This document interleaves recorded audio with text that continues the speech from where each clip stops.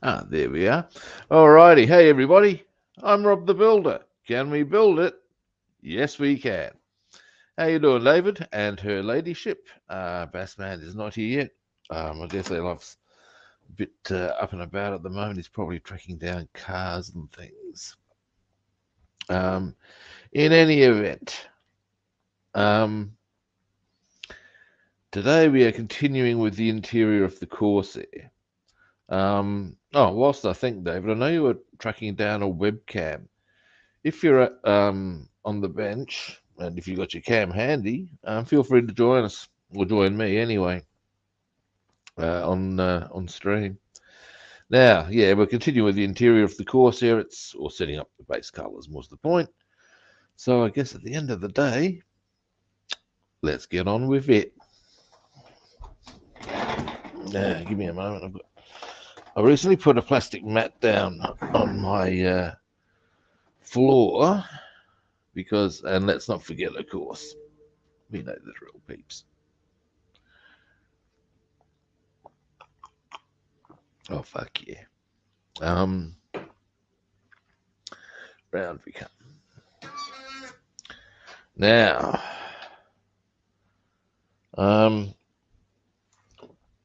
there's three colours we've got to get on our interior setup. Zinc chromate, interior green, and black. Now, in fact, at one point, chassis black, what's more. Now, and then there's a couple of other bits, but good people. What I want to hit today is probably the interior green, I reckon. Now, we will start. Geez, what? Are these vents, I wonder? We'll have a look. Anyway, we'll start with the fuselage. We've got to go into here. And in fact, there's quite a few areas we need to go into. This we will now do. And yeah. All right, US interior green, thusly. Now I've already mixed. There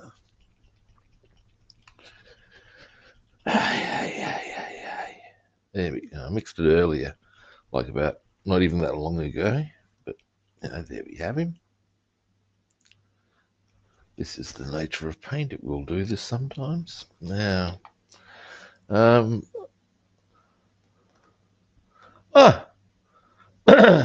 bonjour. How you doing? Good. Now,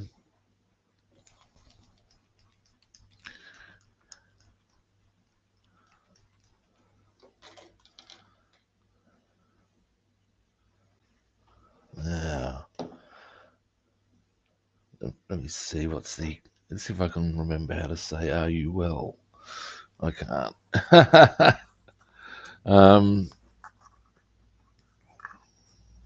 Now we'll go with this one, I reckon.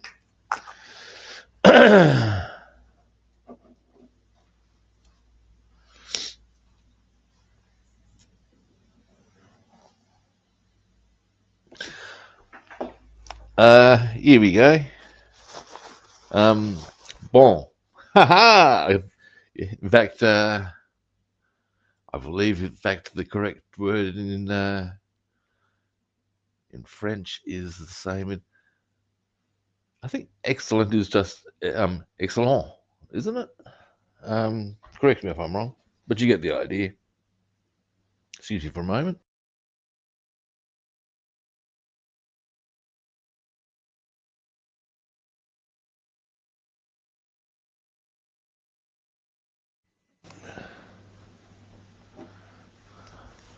But yes, I'm having a very good time of it in general these days.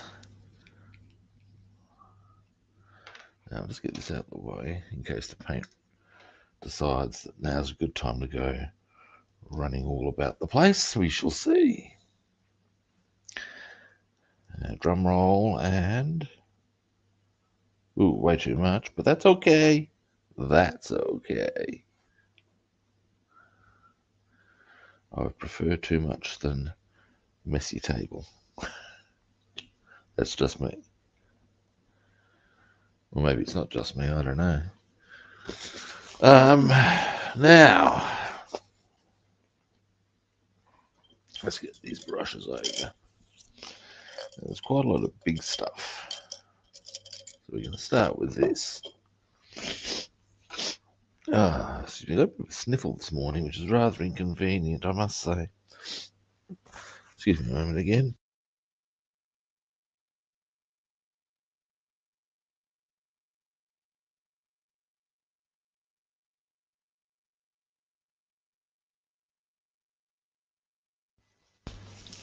Back again. Now, let us get our fuselage. Come here, you.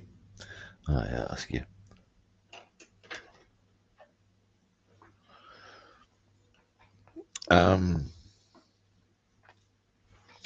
Now, what I might do.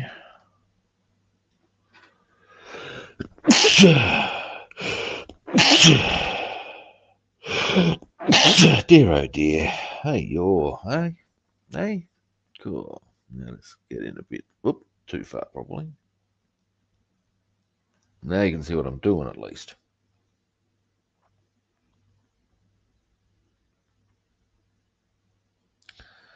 Now we need to come. We'll go this side first. We probably don't need to go that low actually, but you know, while I'm here.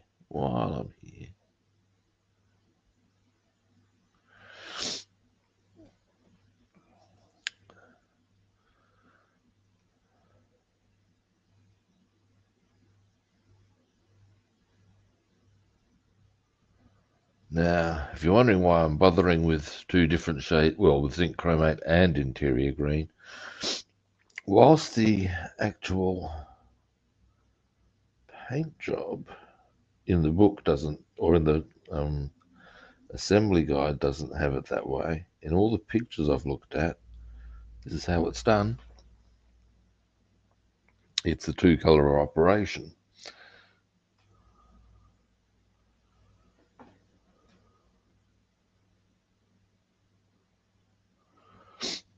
Because that's the color they generally roll with in the that's what it, in the assembly instructions it actually goes for interior. Well, I'm not sure if it's zinc chromate that one all the way through or interior green, but yeah, the there's a couple of pictures. When I looked at all the pictures, this is the color they roll with. Excuse me again. Moment again.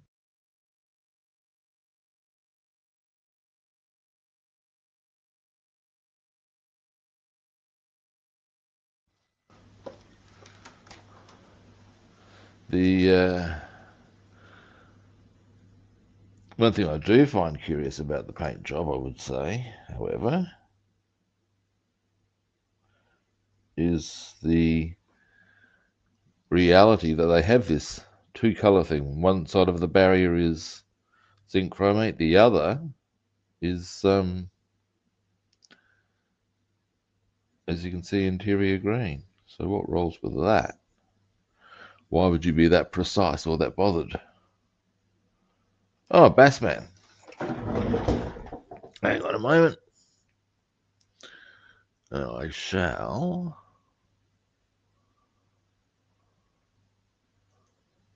There we go. And say hi to Basswoman.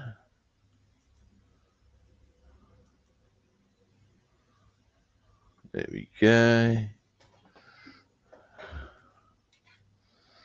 Now,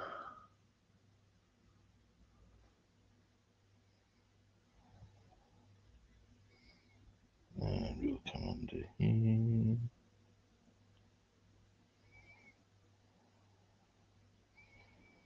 There we go.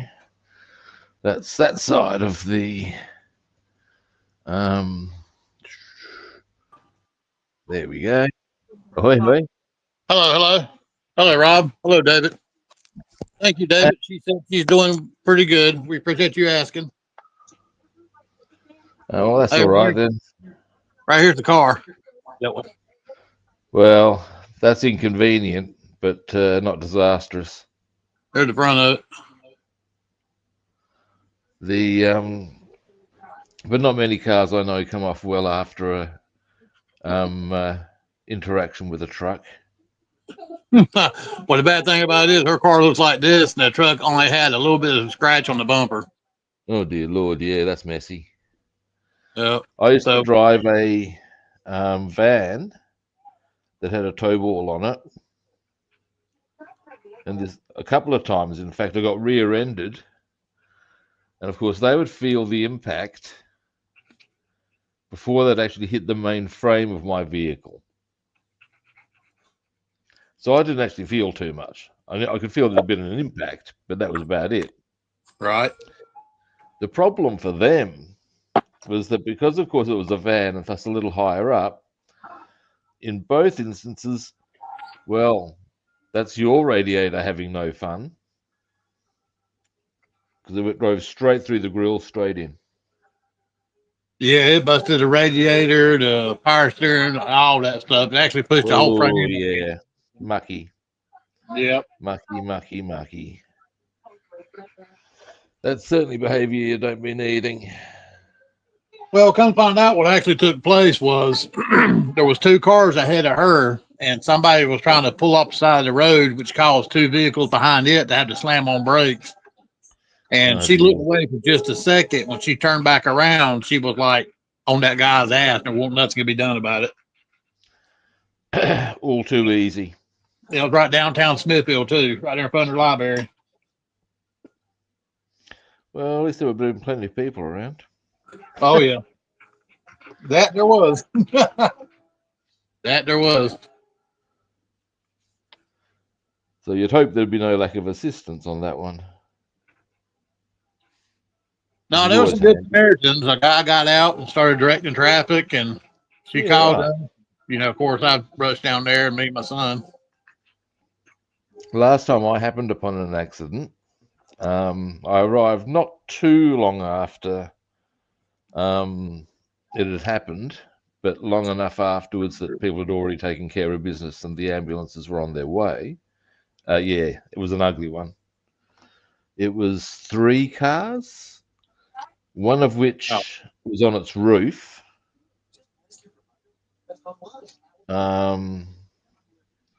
It was a horror story. I'm glad I wasn't one of the first ones there. Terrible. Yeah, I think in the end there were fatalities. That much I do know. There was fatalities. Yeah. Wow. Yeah. It was an ugly business, and that's why I'm glad I wasn't one of the. I reckon if I'd been maybe a matter of 5 minutes earlier, I'd have had to be the one dealing with that shit. And I did go to an angle where I considered pulling over, but then I saw the ambulance coming in. And I thought, well, all I'm going to do at this point is get in the way. Because Well, the only thing that really pissed me off about the whole situation was, I was thankful that she didn't get hurt and the guy in front of us didn't get hurt. yep, But the sidewalk was right there. They took and kicked the bumper, what was left of hanging onto the car. They kicked it off, opened up the back door, and just threw it in the back seat on top of all her personal belongings and her work stuff. for God's sake, why would you do that? Exactly. And I walked over there and I said, "Really?" I opened the door, I looked in there, and both the firemen were looking at me. I was like, "Really?" That's And I not where it slammed the door. belongs. I mean, if you get in the car towed anyway, why wouldn't you just put it on the?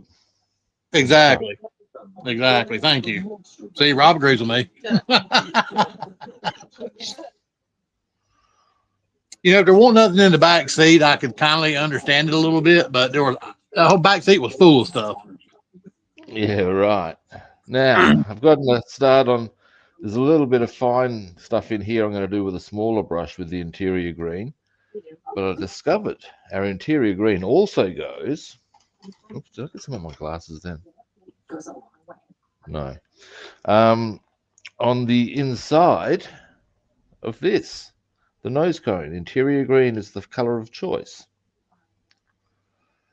So yes, this I will now do.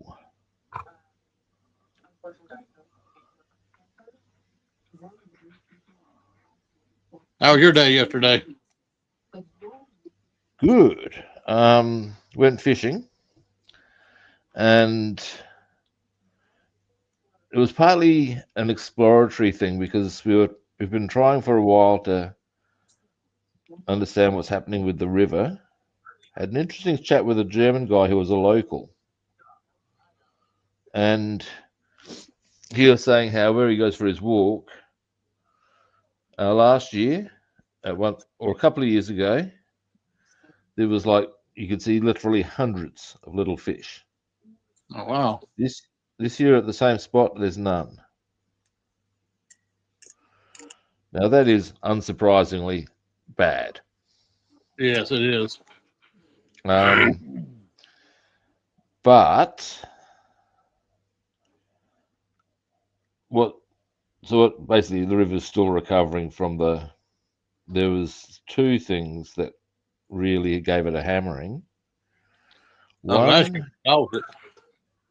was floods. And at one stage of the year, we went to fish down at the front lagoon, and we were finding dead small fish on the banks where the floods had taken them up, and they hadn't been able to get back into or out of the area on the land. As the water receded, they hadn't gotten back into where they needed to be in time. Oh wow. And there were hundreds, maybe even thousands of them. Wow. So yeah, at that point, yes, you can imagine that's had a massive impact on the river. Yep. As to whether the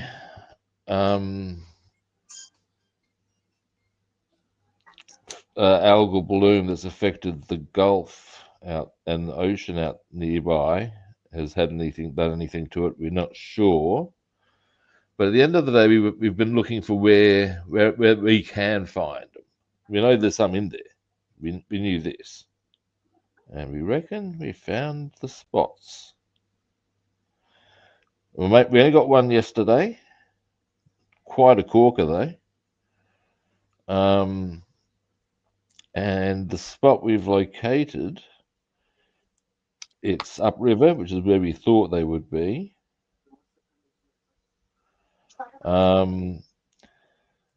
It's a comfortable fishing spot as far as there's space to use, and really good access to some snaggy little areas where they like to hang out.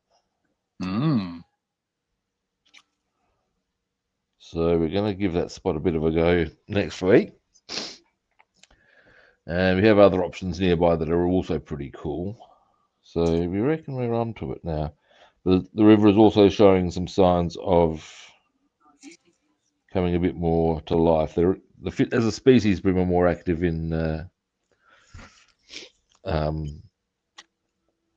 spring and summer anyway. So we're entering that now. So we'll see. Right. So we got the interior of our nose cone done, like so. Nice. Now the backboard will be, which I'll quickly show you. It's on this one. This one. Okay. I'm going to do most of that in and around there, chassis black, and then I'm going to do that oily steel or something. But ultimately, the idea will be that in doing that, because of course that's the firewall, but it also help show these once we detail them to bing, come on up. That's the theory. Now, continuing along. Whoop. It's a bit too far. We'll go to there.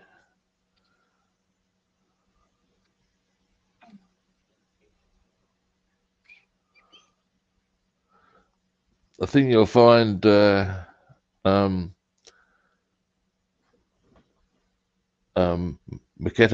It's a nice one, buddy. Nice. I think you'll find he's doing a. You're doing a Corsair, aren't you, Bassman? Yeah, absolutely. Yeah. So there you go. F4U. Yeah, I'm doing it in 172. He's doing it in 1:32. Yeah. So there you have it.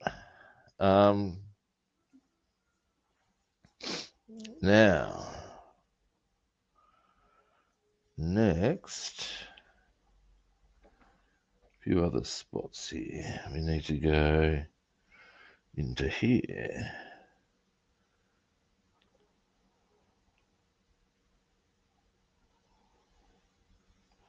Yeah, I've had a good look at some of that photo etch. Some of that's insane. Oh, I bet. No, it's I have the option. I don't know if you were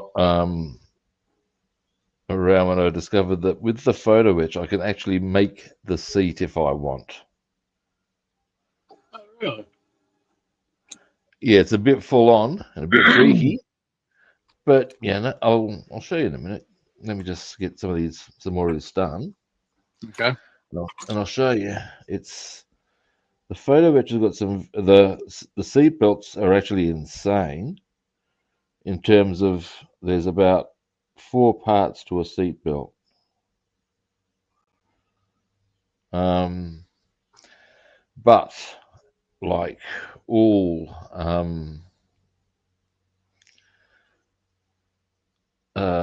photo etch offers detail that will blow your sweet little mind.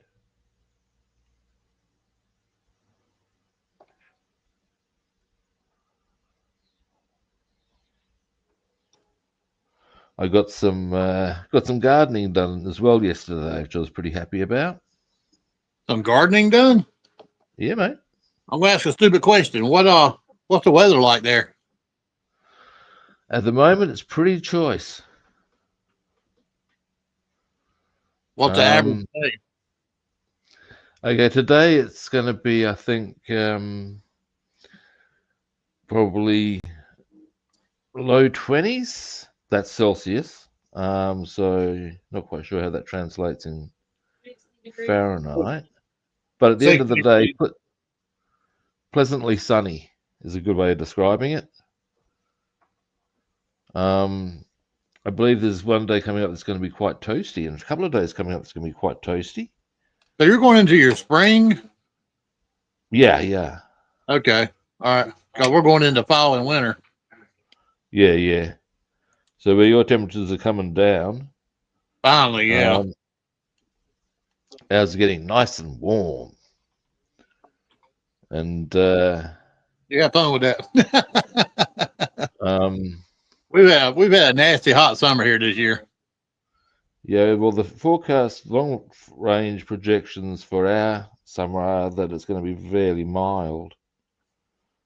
And I've got to say, as an Australian, not unhappy for it. When you get a harsh Australian summer, oh yeah, you're in for a bad day at office. Oh yeah, I've heard some tales. Oh mate, here's something to consider. A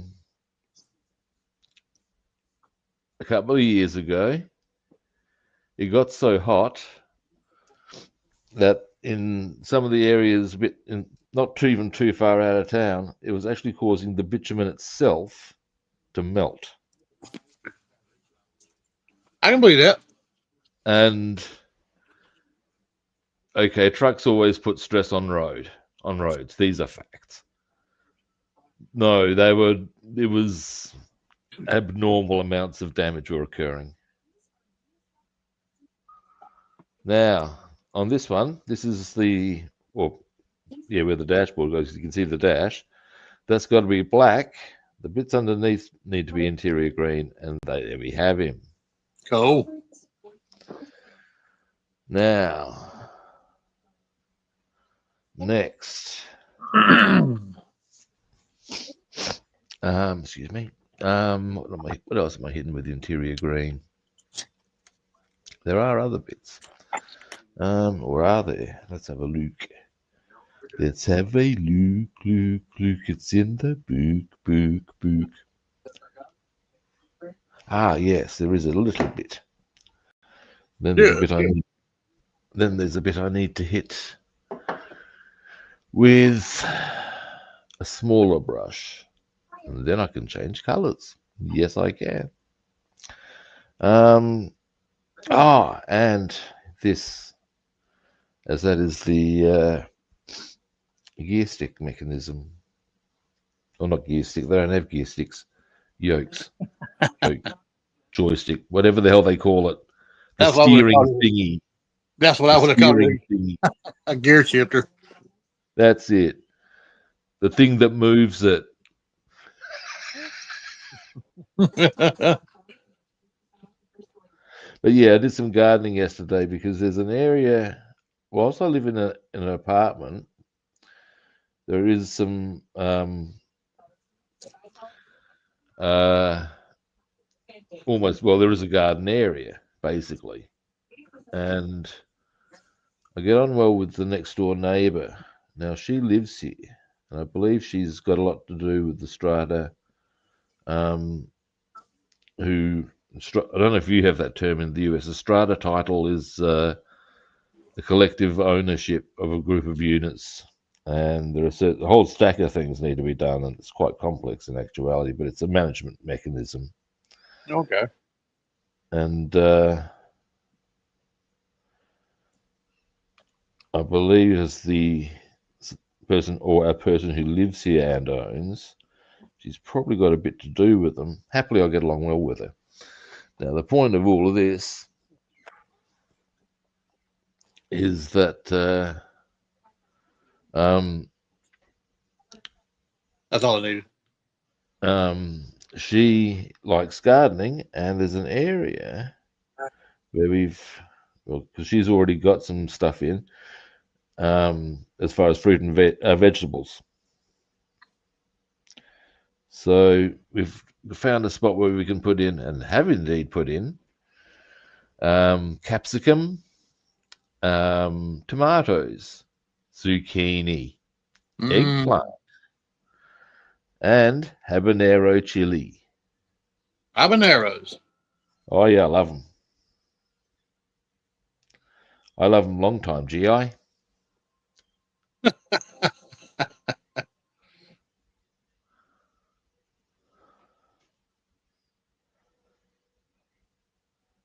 It was a habanero that I was trying out by just munging one down to see how hot that particular batch was. That gave me the juice going down my windpipe. Oh, shit. Oh, yeah, it wasn't good. No. I can't confirm that particular batch was particularly hot. Now, here we go. This part, that's the part that goes to the back. That's the part that faces the front, the cockpit side. So you've got the two different colors there. Oops. There. There. Boom. Now, next. Yes, Roy. So what else you got going on in your garden? Well, like I said, we got the capsicums, the zucchini, chili, eggplant. Yeah, fried eggplant's pretty good. You ever tried it? I certainly have. Indeed, one of my. Do you know what I mean by yum cha? I do not. Okay, yum cha is a type of Chinese breakfast that's dished up in southern China. It is quite popular outside of China. Of course, you go to places like the various Chinatowns, and you'll usually find somewhere that serves yum cha. And what it is a range of different things. It's almost like a smorgasbord sort of a setup, except they usually bring them around on trolleys and say, would you like some of this? Would you like some of that? And as you eat, they just keep a tally, and then you pay at the end. Oh wow. Anyway, it's very cool. If you and depending on how you go about it, you can oops, the daisy. Actually go through a shitload of food, and B, a shitload of money. But beyond that, it's fantastic. And one of the things there is they get the eggplant, they cover it with a batter, and deep fry it till it's golden. Mm. Yeah, that pretty much covers it straight away, doesn't it? Yep.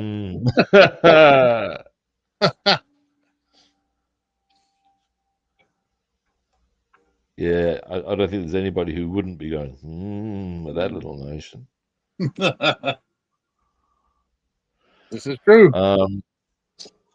I am also a fan of using eggplant in moussaka. If you're familiar with moussaka. Who now? Moussaka. Osaka. It sounds familiar. It's like Greek lasagna, basically, except where you would use pasta in lasagna, in moussaka, you use eggplant, slices of Oh, eggplant. yeah. My sister's actually made eggplant noodles before. That's fundamentally what the drill is. Yeah, you just do slices of eggplant, Okay. fry them for a little while. They've got to be very thin slices, of course. Right. And at that point, you pretty much make it just like as you would a lasagna. And it's what we bald men call fucking yummy. There we go. Yeah, eggplant treated right. Oh, yeah, it's the balls.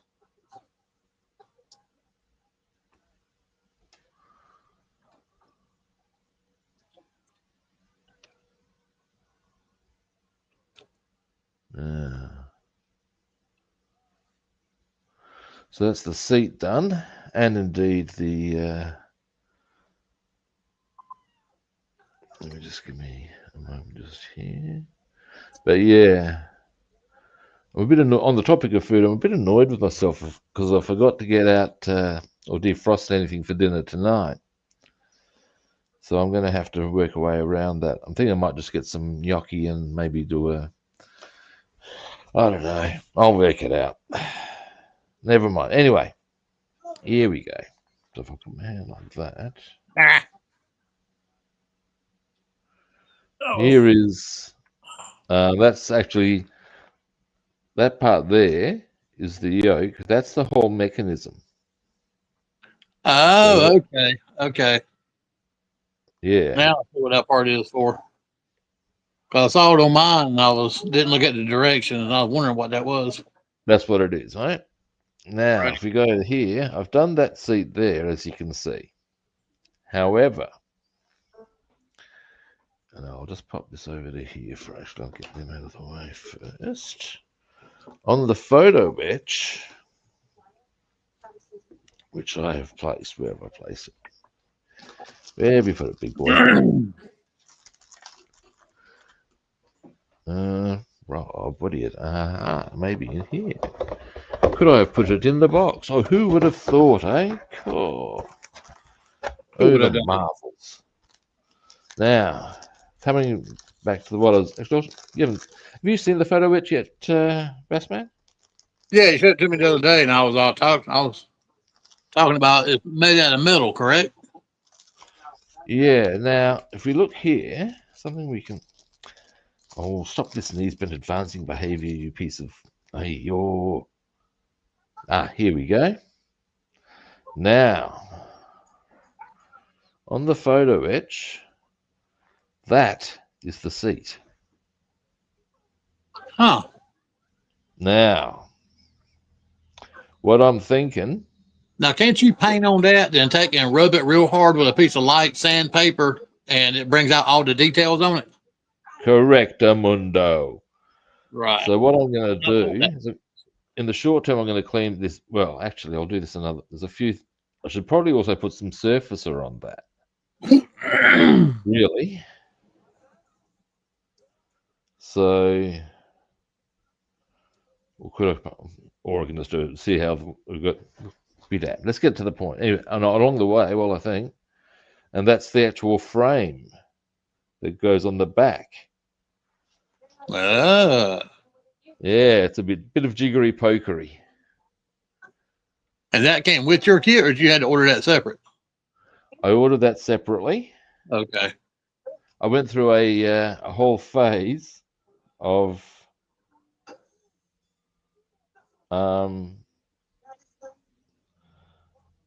if I purchased a kit, I had to have photo etch. As to what inspired this rampant rain. I've got a whole stack of photo etch that I've purchased aftermarket stuff. Yeah, from my understanding, you can also, I can order that for cars as well. You can order all sorts online, mate. I've never checked in. Certainly will be. Something I'll make mention of in this instance. This is from a company called Eduard, who you may or may not be familiar with. I am not. Okay. They are really good. Straight out. They do kits, and their kits are beautiful. They fall into the category of kits where if you're having a hard time with it, you can feel free to question your own individual technique rather than the kit itself, if you follow me. Oh. A bit like the Batmobile, actually, in terms of, I found if I was having a hard time, I found myself going, what am I doing wrong? Right. Rather than going, why isn't this fitting, if you follow me? Yep. Hang on.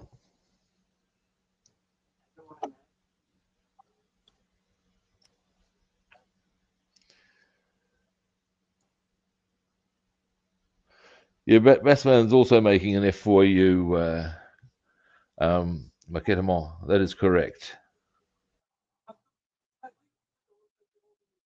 Yep.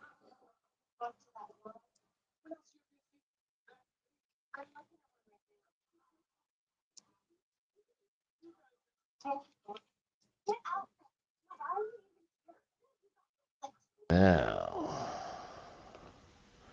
while I'm here on this side, I may as well as do this side of the frame. But yeah, you remember the Lavochkin I built? That was an Eduard kit. And I would have to say, an absolute pleasure. Oh, really? Yeah, mate.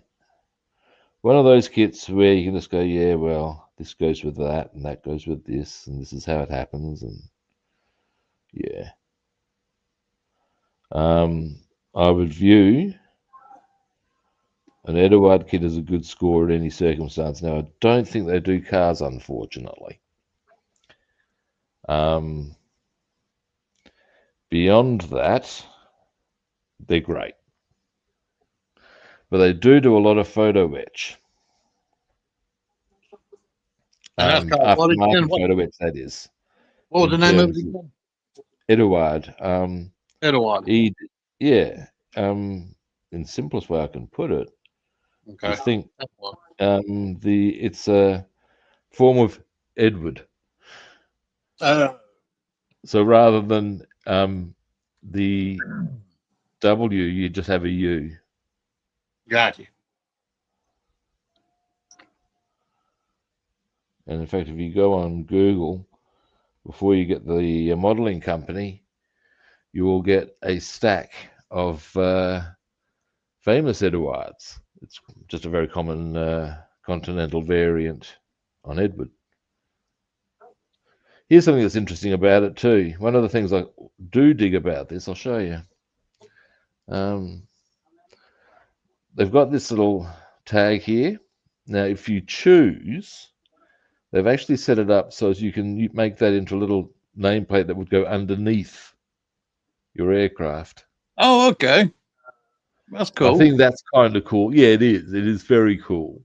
That is. Yeah, it's just a little bit of a shine on, and you got to be going, well, that's rather well done of them.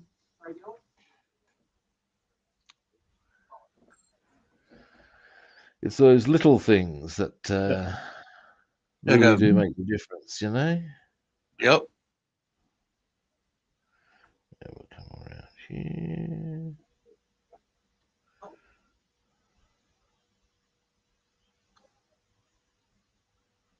Right, is the frame done? Nice.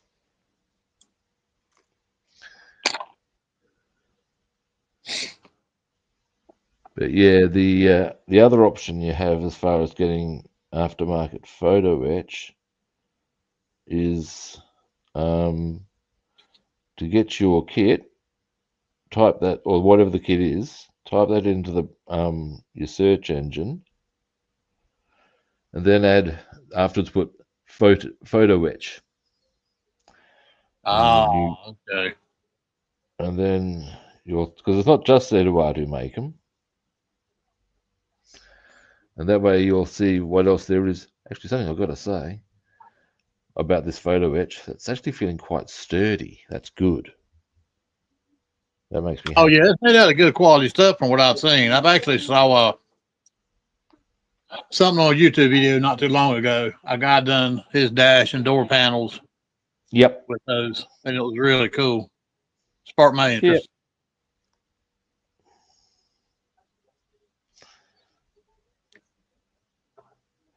Photo etch requires a bit slightly, or you need to add to your skill set, if you know what I'm saying. Right. In terms of it's different to normal stuff but it does require, or it's easier with some parts in already. What's the word I'm looking for? There are some tools that you need. That's where I was going. Once you get the tools, it's actually pretty easy. It does add time to the overall process. That is undeniable. But it makes that much better, though, you know? Correctamundo. Yeah, it makes That's that much better. exactly where I was going with it. It's one of those things of, well, yes, it does take longer. Yes, it is more fiddly. Yes, it can be a righteous pain in the ass. But by gods, you get good results for it. That's my take on it.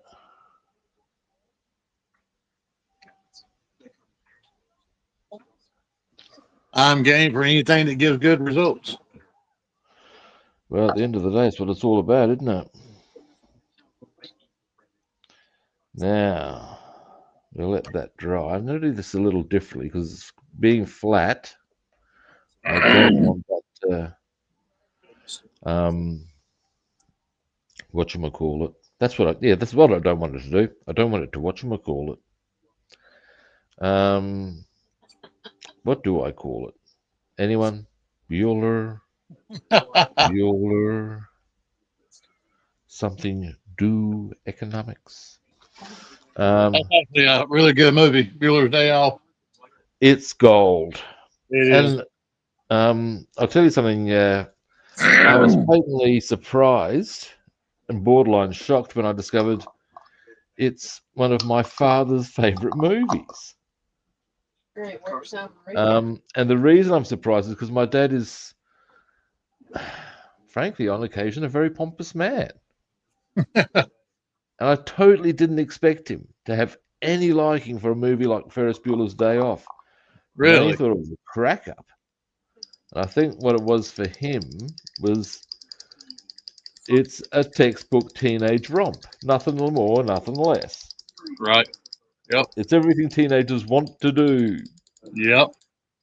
And going off and there's a movie about it. Just the whole way everything's presented. Yeah, he thought it was great. And I think the most important thing that we can all get out of Ferris Bueller's oh, hey, Day Jeff, Off. how are you doing? Well, the big thing we can all get out of Ferris Bueller's Day Off is, oh, yeah. Womp, womp.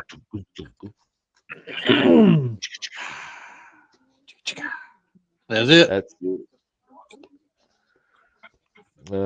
I remember, this is funny. This is going back when I was about 18. And now the relevance of this story, or the part of the story that's not so good, is that it involves, well, back in those days, getting hammered and still driving was considered acceptable. And me and three mates had been down to the pub, or a pub, where they had this quite lengthy ale list and served imperial pints. So we had an imperial pint of each of them. Wow. We were hammered. Yep. Remarkably, one of us chose to drive. God damn kilogram. How do you figure? Anyway, bottom line here is that I don't know what started us, but at one point we've all taken a certain point or certain part in the whole of the whole "oh yeah" track. I did the bass line, whilst every now and again somebody else would interrupt. I can't remember who was doing that. Wah wah. What was the No more drop.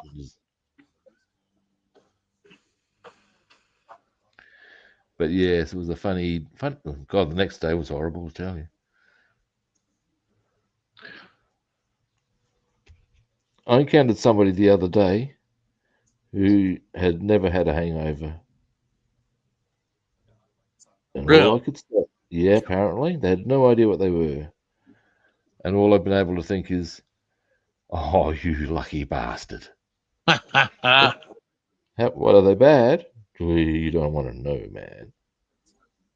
You should. Daddy said he didn't like it very much. Yeah, they're hangovers are terrible. Oh, They are terrible. I actually have a kind of yucky but very funny hangover story. Well, enlighten us. I'd like to hear it. Okay, you ready? I'm ready. Brace yourself, people. Goes like this. Once upon a time, I'd allow myself the occasional vodka binge. And after one particularly savage session,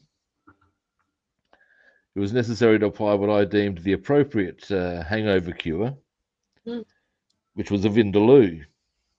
My theory always was that if it stayed in, it would burn the toxins out. Well, If I needed to allow it to make a re-emergence, it would throw the toxins out. I would have been either way. That was the theory. yeah, you would, wouldn't you? And so I've munged my curry down. And no, it wishes to make the re-emergence. So I have bolted to the dunny, as you do, only to discover my housemate's in there. Holy shit. Yeah, and I could not wait. And I've hammered, bolted out the back door to figure that the backyard will have to do. and my dog has munged it all down. Now, this is no surprise. He's a dog. What do you want? But here's the amusing part. The next day, I've seen him doing his business. Very delicately, I must say. And all I could think was, oh, poor Bluey, you're possibly the only canine who's experienced the burning ring of fire. Ah, damn it.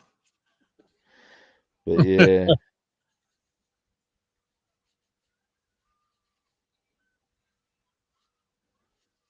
He was a funny dog. Soppy as sheer as socks at the right time and place, too.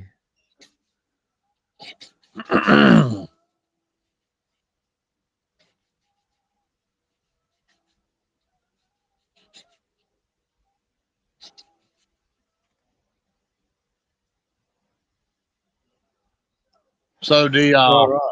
landing wheels for my Corsair are the same size as a set of car wheels. So I'm able to put rubber wheels on my landing wheels. Yeah, right. That's a bit cool. Oh, hang on. Got a big...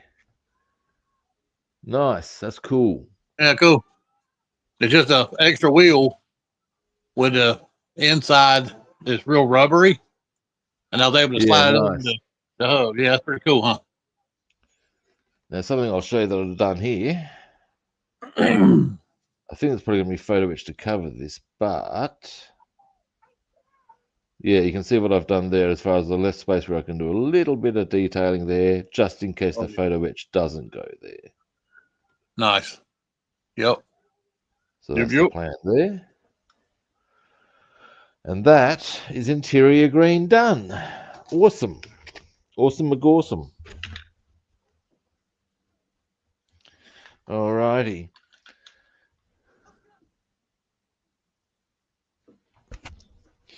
Now, well, we got some nasty weather going on right now. We got that nor'easter that's coming up. Oh yeah. Yeah, we got a lot of rain. Wind ain't bad around here, but we're getting some rain. Northeaster for you would be coming off the Atlantic, wouldn't it? Yeah. Yeah, that's going to bring rain. Lots of rain. Yeah, we're getting hit right now. I remember some years ago, I was on the door and it was pretty cloudy, pretty windy. I was talking to this Aboriginal guy. I said to him, I reckon it's going to rain, man, eh? And he said, nah, bros, that ain't going to happen. There. Why do you say that? And let's face it, if an Aboriginal person's telling you it's not going to rain, it ain't going to rain. They know. Said, well, how do you say that? What's the? He said, look where the clouds are coming over the land. It's dry. They got no moisture to draw on. Thusly educated. I remembered that, and that if the clouds are coming over, it makes perfect sense. Well, I guess it does. Yeah, it does. If you got no moisture, how's the cloud gonna go boom? That's exactly right. Jeff's bought another model, but for his layout, what'd you get?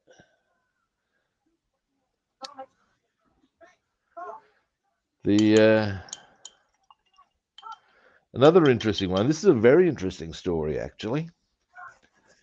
The guy who was a teacher at my school had taught up in Darwin. Now, for those who are unaware, Darwin's right at the very top of Australia in the tropics.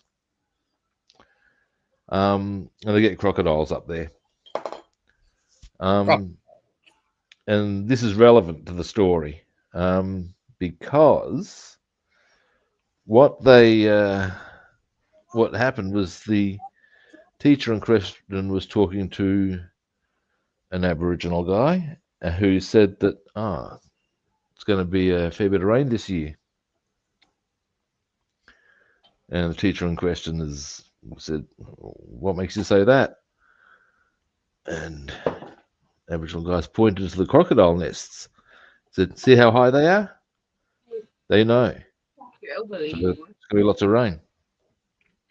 Think they've drawn the conclusion from where the animals, they've watched the, bravo. Yeah. There's education right there. Yep. Now, next on my agenda is a mouthful of coffee. A mouthful of coffee makes the medicine good. Oh, wait a minute. That's something else altogether. Never mind. Actually, here's a, you know that Mary Poppins song, A Spoonful of Sugar Makes the Medicine Go Down? There was when I was a kid, I had this really bad internal thing happen, as far as it actually blocked my bowel and stuff. It was horrible. And after I had to spend a bit short time in hospital, and then I got out. But of course, there was still, you know, if there's any problems, give him this. And it was the most ugly, it was horrible tasting stuff. And I remember glaring at my mother, saying, "A spoonful of sugar makes the medicine go down." And that was the only way I would take that medicine, was if it was actually sugar, then you put the medicine, and then I'd actually get it into me. Damn it. Worked. I mean, ultimately, in the final analysis, I got what I needed. It was possibly less than ideal, I'll grant you that. Well, it worked. That's all that mattered. Well, in the final analysis, my internal organs returned to doing their normal business, shall we say. Mm. And I think that's always a good outcome. I'm keen on it. Oh, true. Oh, on the topic of internal organ stuff, I think I may have shared with you the one thing, because I've volunteered to for the local safari park. Oh yeah. You told me about that. Yeah, and they got hippos there. Now, why I make mention of this is because one of my life missions is to see a hippo. Oh yeah, you told me. Yeah, mate. I will, look. There's every risk that I will send you video of this. It is the funniest thing you've ever seen.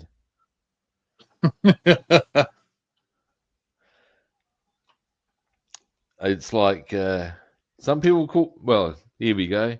Entertaining or disgusting. It depends on your perspective, I guess. That is right. That is true.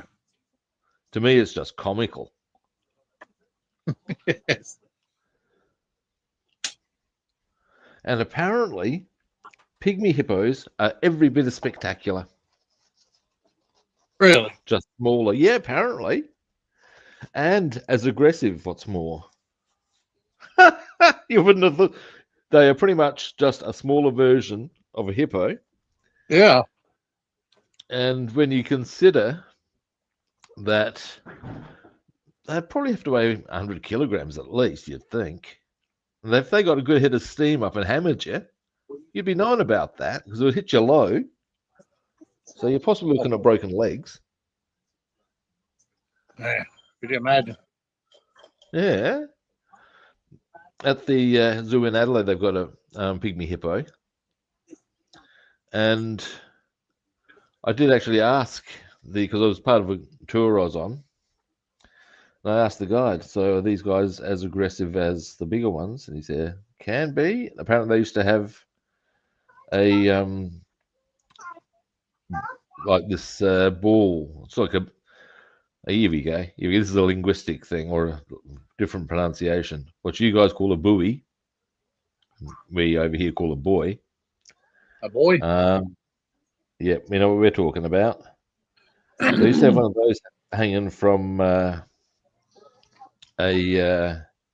rope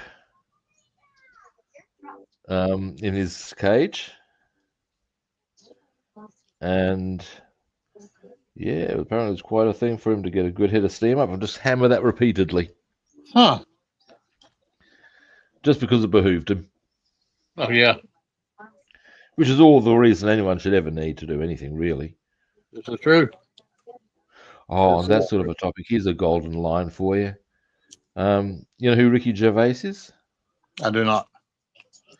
English comedian, and he's a militant atheist. Almost overbearingly so, but you know, whatever. That's his shtick. Anyway, the bottom line is, he was in a TV series with a woman who plays Philomena Kunk, where she asks dumb questions about history. That's hilarious too, but that's a whole other story. But they're in this TV series and it's set in an office. And at one stage, Diane Morgan's character, that's Philomena Kunk, confronts Ricky Gervais's character, says, "You're an atheist, aren't you?" And he's there, "Well, yes, I don't believe in a God, that's correct." He's there, "So, what's to stop you going out raping and murdering as much as you want?" He's there, "I do." "What?"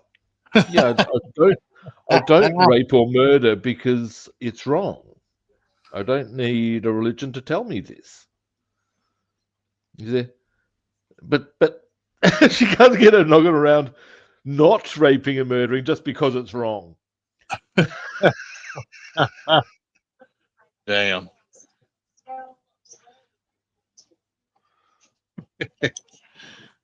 Yeah, beautiful. Diane Morgan's the actress in that scene.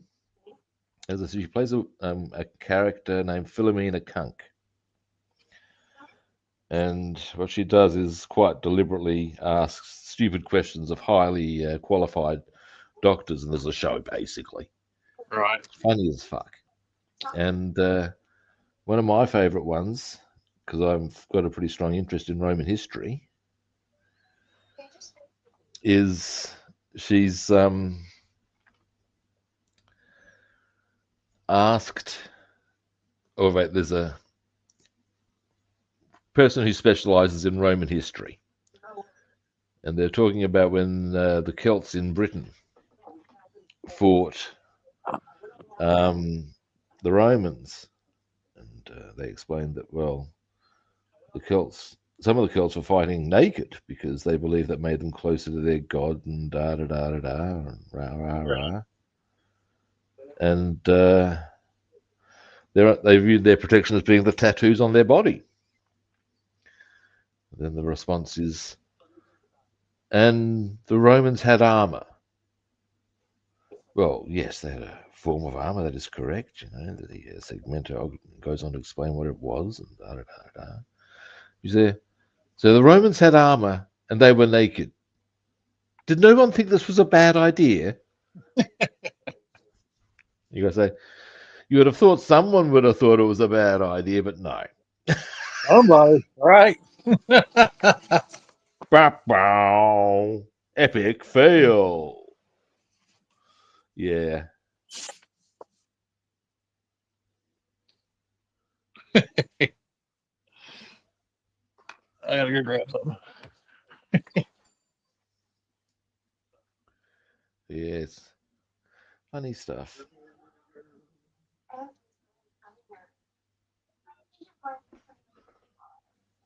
Now, this interior is starting to come together happily. I want to get. I probably don't need to be too heavy duty about the. It's just I don't like it looking streaky because should it be visible, I don't want it to look crappy. I think we know the drill here.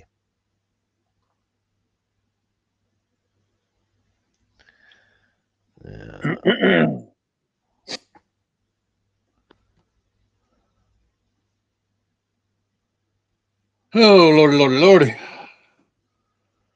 Yeah. There we go. Right. So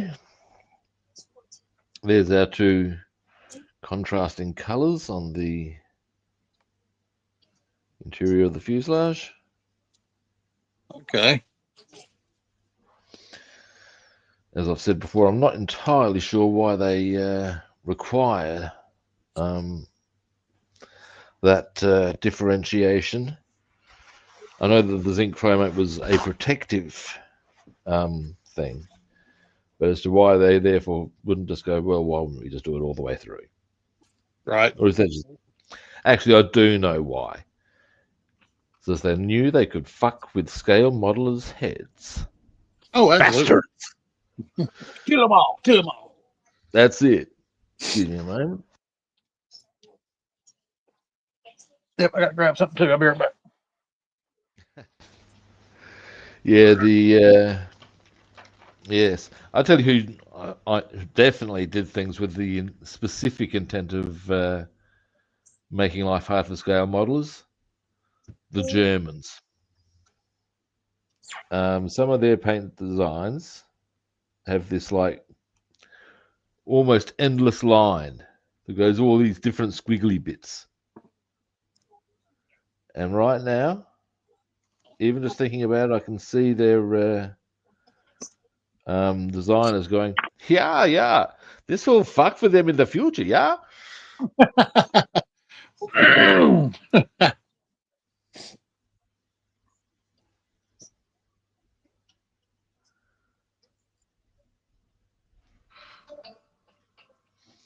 I know that that's where a lot of people actually just go for the paint pen routine, which is a pretty sensible option in that circumstance.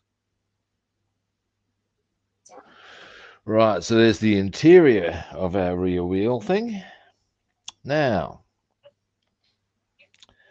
next, and now we shall. Where else did I want to go with this color? Actually, I can probably get a bit. Oh no, we'll get the. Okay. Yes. Oh yes.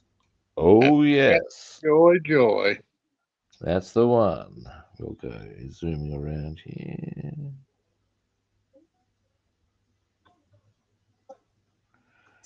Here. Thin that out a bit. I don't know how I didn't learn this in school, but the Germans actually, which you know this, I'm sure, built the first jet fighter. Yeah, mate. ME-262. Yep. And they also had a rocket-powered fighter, the ME-163. They've actually got recordings and video of when the Germans flew the jet fighter by the Corsairs, and they're talking about, what the hell was that? Did y'all see that? Yeah. I saw an interview with a guy named Adolf Galland. He was a senior Luftwaffe commander in World War II. And he made the comment that when he saw the ME-262, he was pretty happy about that. Thought it would be give him at least some chance against the sheer number that they were facing, sort of a thing. And then as soon as, because Hitler was present when it was first shown. Yeah. And he reckoned his heart sank when he's heard Hitler say, so we can turn these into bombers. And the comment that he's followed up with was actually very insightful. He said, I'm not saying the ME-262 would have changed the course of the war, but it would at least have made it a bit more even, given that it was pretty much over from the time it started. Yeah. You think that's a pretty fair statement. It was pretty much over from the time it started. Was. There's a interesting story I encountered when I was studying Nazi Germany, and it's got, the story goes that there's this little German boy,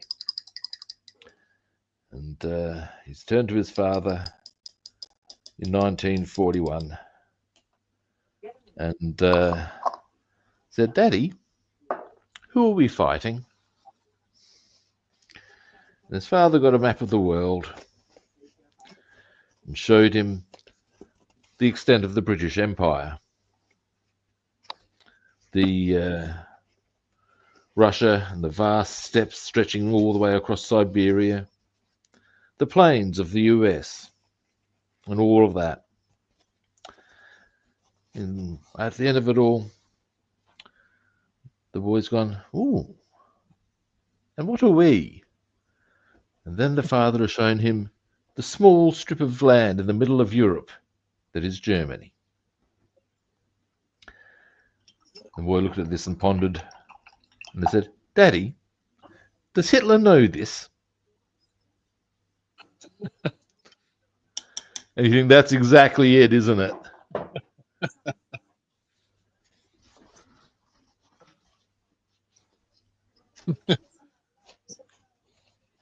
Yeah, I liked it. And let's face it, all too often kids do come up with stuff that adults just don't seem to latch on. Absolutely.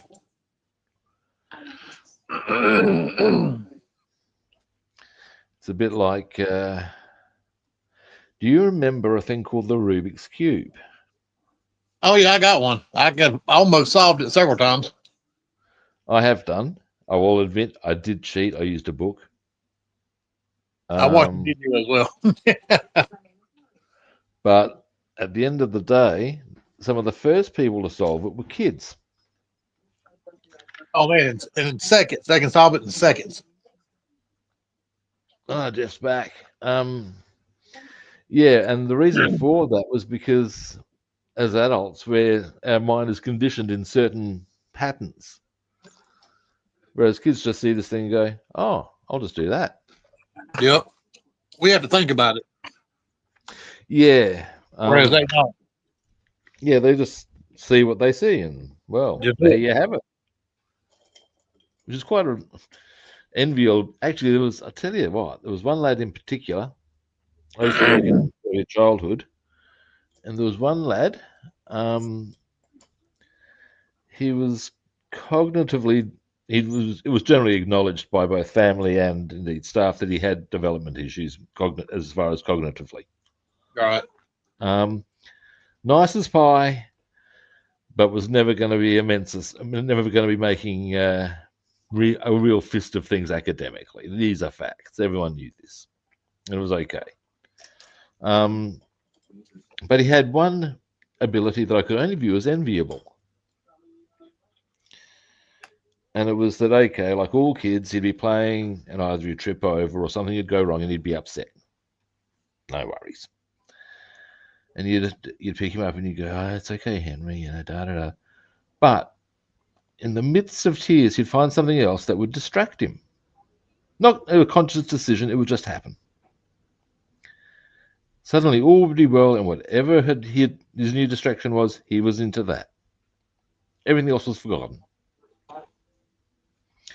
There's something in there for all of us, you know what I'm saying? Yep. That ability to just not worry, let it go. There's something new here, good now. I'll do that. And I just remember saying to one of the other staff members, it would be interesting to see the world through his eyes just for a day. Oh yeah, no, absolutely. I wouldn't want to live there because ultimately that's way limiting. But just to see how he sees things, to understand that. But yeah, it was funny. There was another kid there, who mostly was nice, but and I was unaware until I watched him a bit more closely, could be quite bullying. And the thing that was funny, in a sense, was Henry. That's the kid who was developmentally challenged and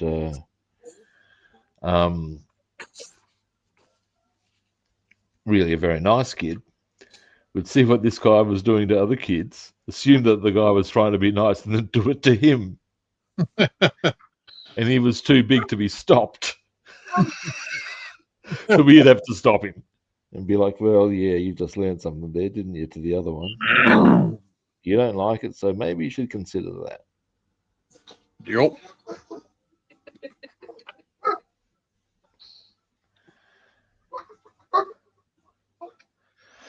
But yeah. It kind of makes you, wonder sometimes that people that have, natural born talents like musicians and artists, how they see things, how they view things. Oh, it'd be interesting. Do they look at things differently than we do? Well, sometimes, I mean, I know in the case of Randy Rhoads, Ozzy's first guitarist after he left Sabbath, he was never going to look at things normally. And what I mean by that, he was raised playing musical instruments before he ever touched a guitar. He'd played saxophone, he'd played cello. So straight away, his perceptions would be different. Oh, they would be. Right. Yep. So much so that when he actually got awarded new guitar player's best new guitarist, he didn't believe it. He thought it was a joke. He thought someone he thought Ozzy was pulling his leg. Now, again, straight away, there's something going on there. I know that a lot of top-notch musicians don't view themselves as being good enough and need to do more work. Yeah, I've heard that before as well. I believe Hendrix was one such.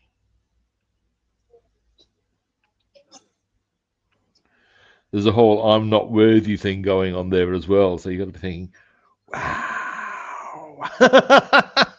Yep.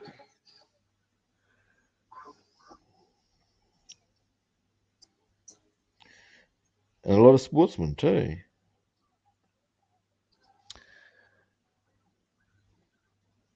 Now, you like horror movies? Depends on the what the horror movie is, if you know what I'm saying. It depends on the topic, shall we say. Well, this month on AMC and all these other movie channels, they've got the Halloween marathon where they're playing movies from the 70s, 80s, and 90s.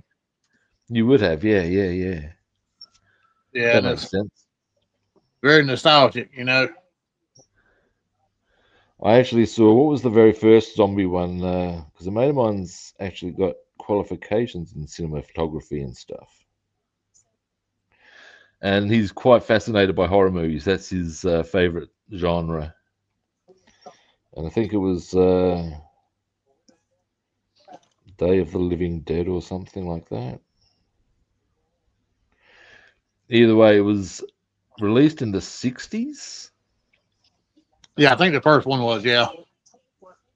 Day of the Living Dead. Night of the Living Dead. Something like that.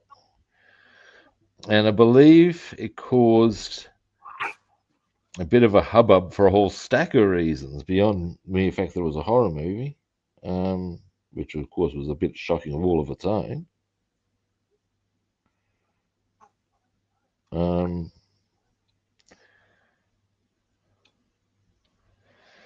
So yeah, the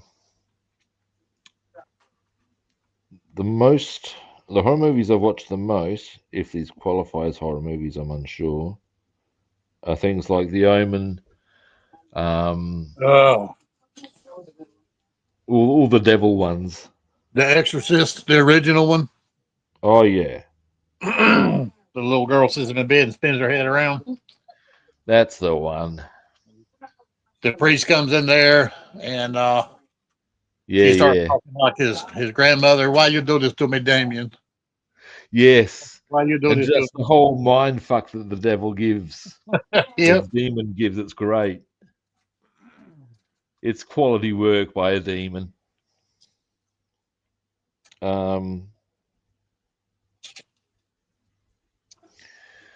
What's the but yeah, they're the horror movies I tend to go with. Oh yeah, we like watching those as well. Have you seen The Nun? The Nun? No. This came out 2 years ago, Okay. 3 years ago. You need to find that and watch it. It will scare you shitless. Oh, cool. That sounds good. Yeah. There's a 1 and a 2. The first one's better than the second one, of course, you know. Well, that's generally how it rolls. Yeah, the second one was okay. The first one was really good. Nuns can be scary. Look at the penguin out of Blues Brothers.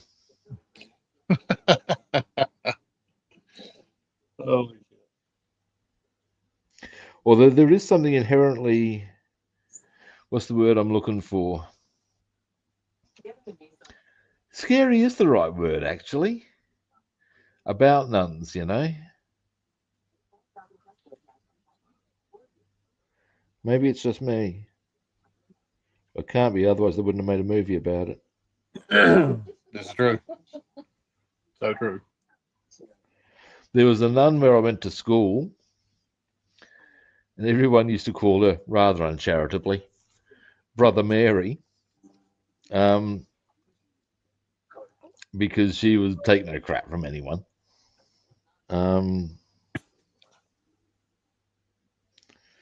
yeah, God alone knows how she endured. Yeah. In fact, maybe I just answered my own question by suggesting that she took no crap. But then let's face it, why would you take crap as a teacher from a bunch of teenage boys? This is true. So true. And in fact, let's face it, if teachers take crap from the class, there's only one thing that's going to happen. They're going to get rowdy and unruly. Yep. How do I know this? Because that's what I used to do. Did you now? I was a shocker.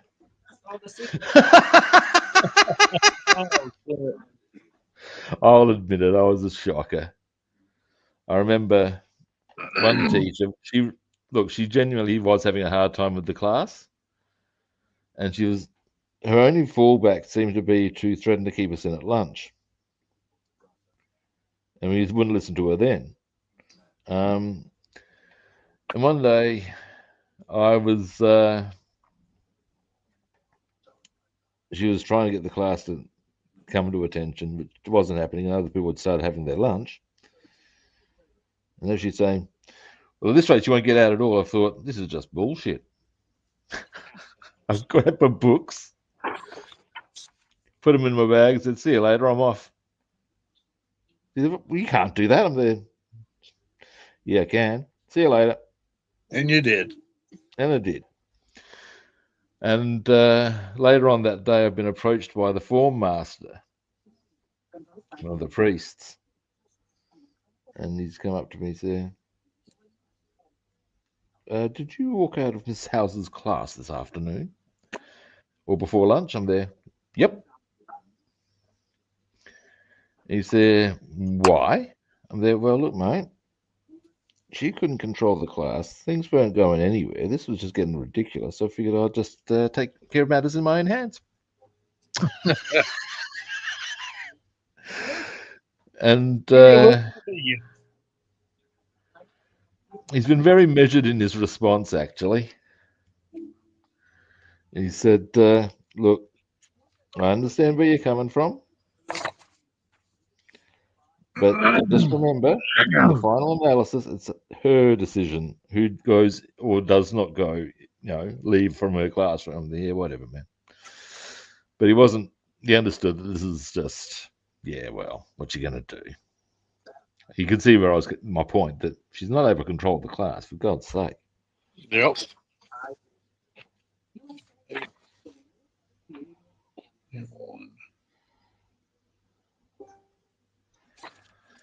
Another time I took a, not in that class, a different class. I took a water pistol in. No, you didn't. Oh, I did. And then, as I was nailing people, inevitably, I think it was a maths class. Yeah, I've been pinged. Who would have thought? And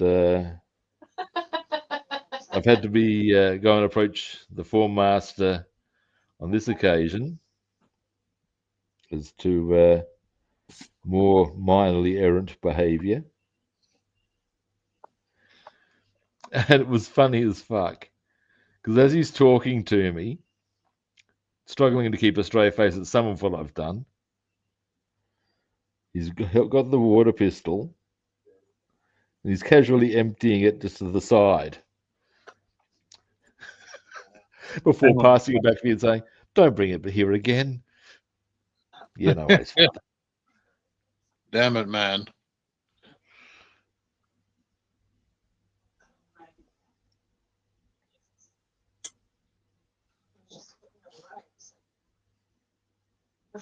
Yeah, we are getting in here.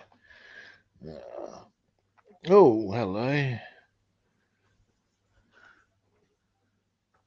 Oh, hey, let's see, that would be Sparatali.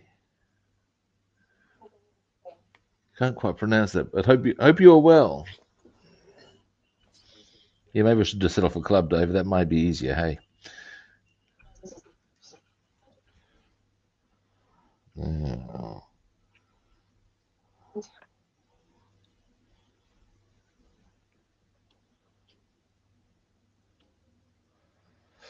All right, so I've almost got these wheel wells up and running. After this, I'm doing quite well. As far as I'll soon be able to get on to doing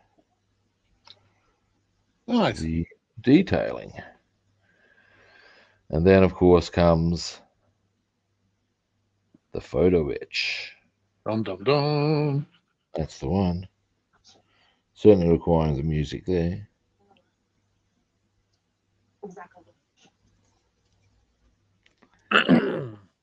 Into here.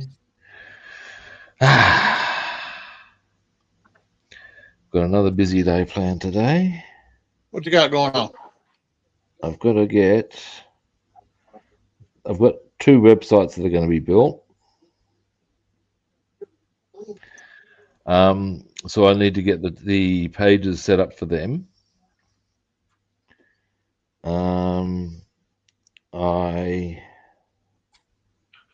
But when you get set up, you got to let me know what it is. Well, one of them you might find interesting. Or even 2 of them you might. Who knows? It's a thing of one of them's going to be I'm running. One of the things I'll be doing is self-defense sessions, as far as in my business. And part of on the video there will actually be some techniques shown. Okay. Or at least I'd expect so.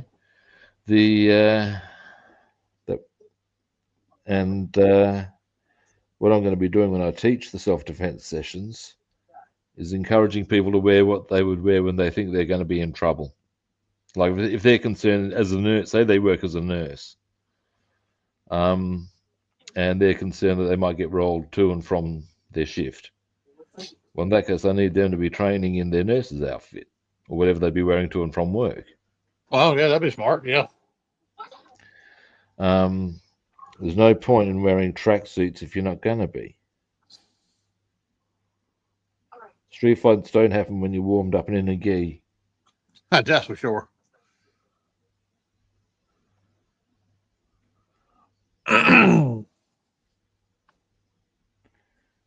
is for sure. So I want to sort of like convey that to people, and that's going to be my, as they would say, point of difference. That it's a wee bit more realistic. I'd have to stop short of full contact, because these days that just won't roll on an insurance basis. Oh, certainly not. So you just have to be sensible on that one. However, being shown how to do a strike properly of its own will help a lot. Showing how to do basic defenses. Yeah. Anyway. So I've got to get the pages set up for or organized for that. Sounds pretty cool. So that the person who's doing them for me can therefore, well, do them.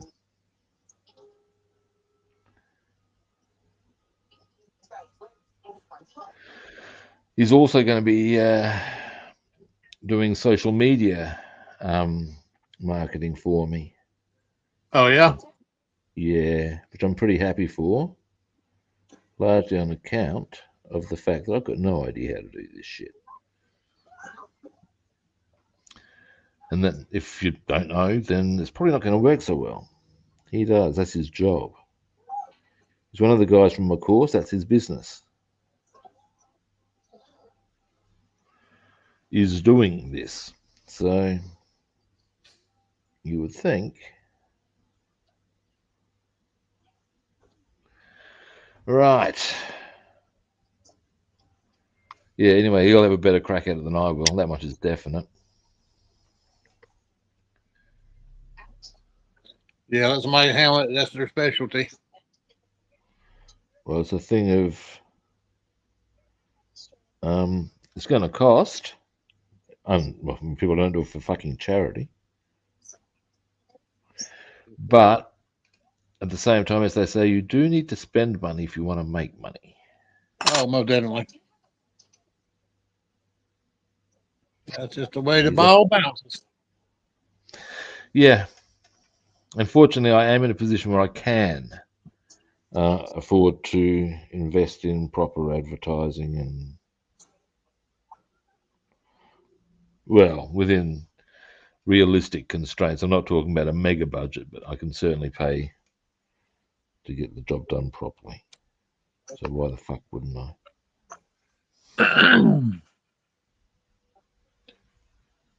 Oh, Lordy. Now, here's one of the wheel wells travelling along quite nicely.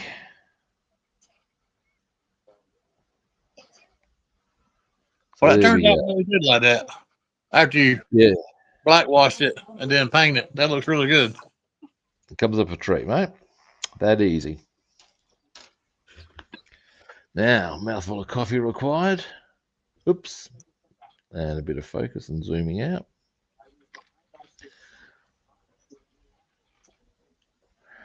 Now. Hello, caffeine, my old friend. All right. Oh, yeah. Oh, yeah. That was pretty good. You got a laugh from my wife on that one. There.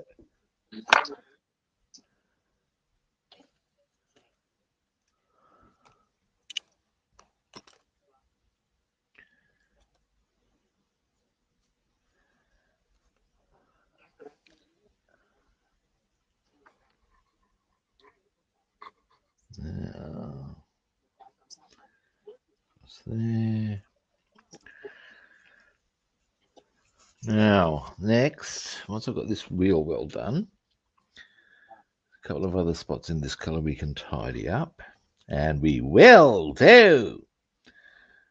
And then I reckon we're going to hit some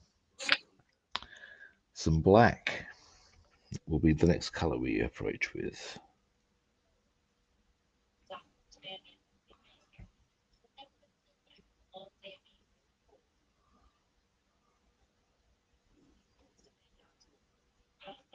So, all right. Now,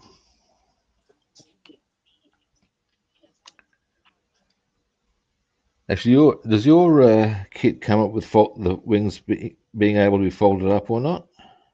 Yes, my wings actually can fold up. Yeah. That's a bit cool. These ones don't. Although, Yeah, I didn't think it did the other day when I first got it, and I got to looking at it and started looking at the instructions, and the wings actually have a mechanism that you can put in it to fold them up or leave it out to keep them straight. that's a bit good. I was pretty excited about that. I can totally understand. It would be, yeah.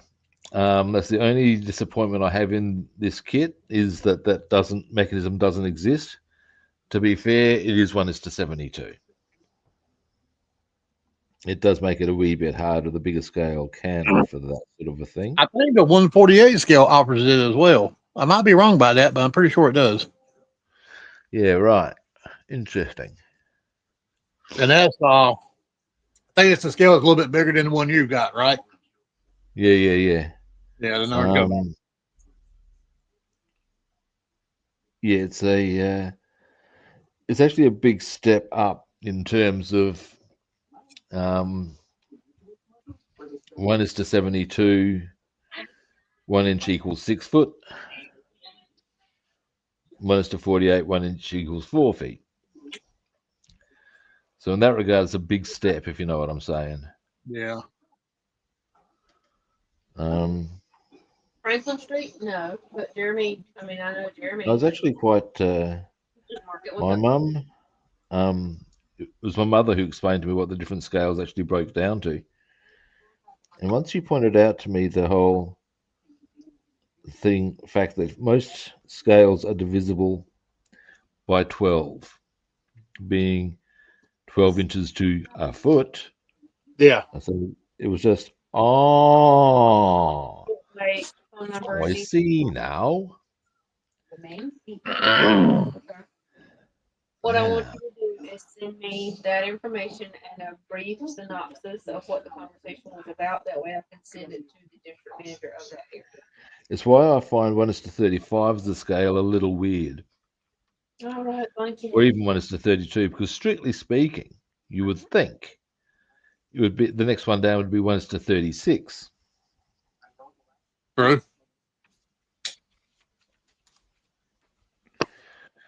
But you got the 132, the 148, the 172. Yeah, it would logically be, but it's not. It's 1:35 or 1:32. How does that operate? That's what I want to know. Yeah, that don't quite make sense to me either. That the higher the second number, the smaller it gets. Yeah, it's a curious thing. And then once you get to beyond 1:24, which again, that makes sense. 1 inch equals 2 feet. You start getting to. Who's the Nimrod that came up with this kind of math? Yeah. I mean, then it's 1:16. I quote the late, great William Shakespeare. What the fuck is that? Exactly. The hell are they thinking, man? Make shit difficult. And then you get 1:8. It's like the math my son's doing in 11th grade now. I mean, you think he was getting a job working for NASA? He's doing algebra and stuff. All that crazy mess, man. Ain't no sense in that mess. Okay, I can give him a tip, and I'll tell you what. And I'm basing this tip on the reason I used to be bad at maths and physics. The reason I was bad at it was because I was looking for complicated answers that simply weren't there. Now, the best tip I can give him: look for the obvious answer. And you know, once it's broke down, it's actually very simple. It is very simple. It's very simple. The obvious answer is the correct one. Yep.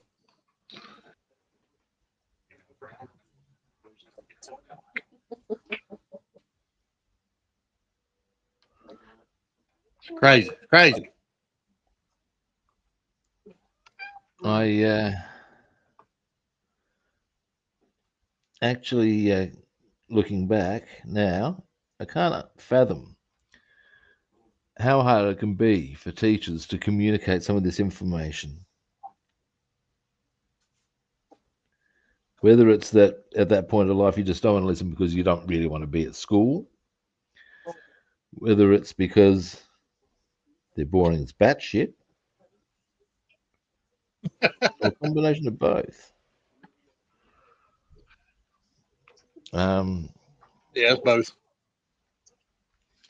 I remember one school fair. I actually made up this chart and stuck it up, and what it was a guide as to how boring is your favorite teacher. And I rated all the teachers in the school.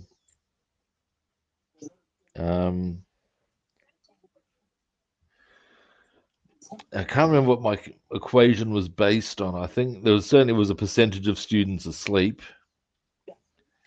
There was one other factor, and the person who I deemed to be the most boring lecturer was in fact my physics teacher, a man who was indeed regarded as heinously boring. But as my mum said, did you think that was going to help your physics grade? Damn snooze fast, huh? Oh, he was hideously boring. But yeah, I had those teachers as well. The thing is, it can be quite interesting.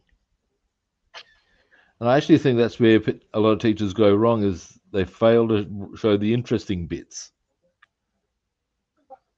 Yeah, that makes all the difference too. Now, here's a line of thought for you. Do you know how maths actually started? As a branch of philosophy, that is? Enlighten me. I want to know. Scope this shit out. It was a way of rationalizing the world through numbers. And think about it. If you look at a window, and if you wanted to describe that, how could you measure it without numbers? An angle, how would you know it without numbers? That's true.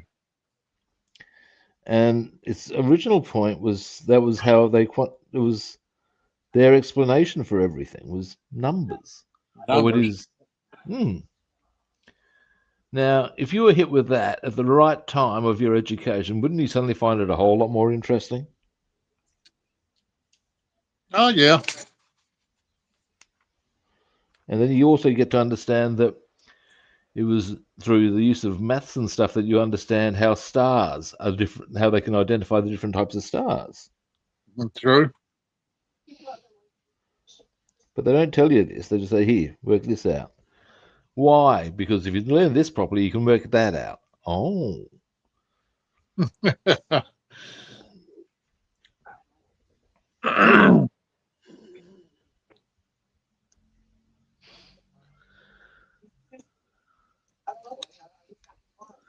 Well, David's saying that it looks like the Revel kit you've got is very similar to, or pretty much the same as the one he's got. Oh, really? But with newer decals. I would say, though, David, it's probably got some features that, or at least cleaner design, maybe. I don't know.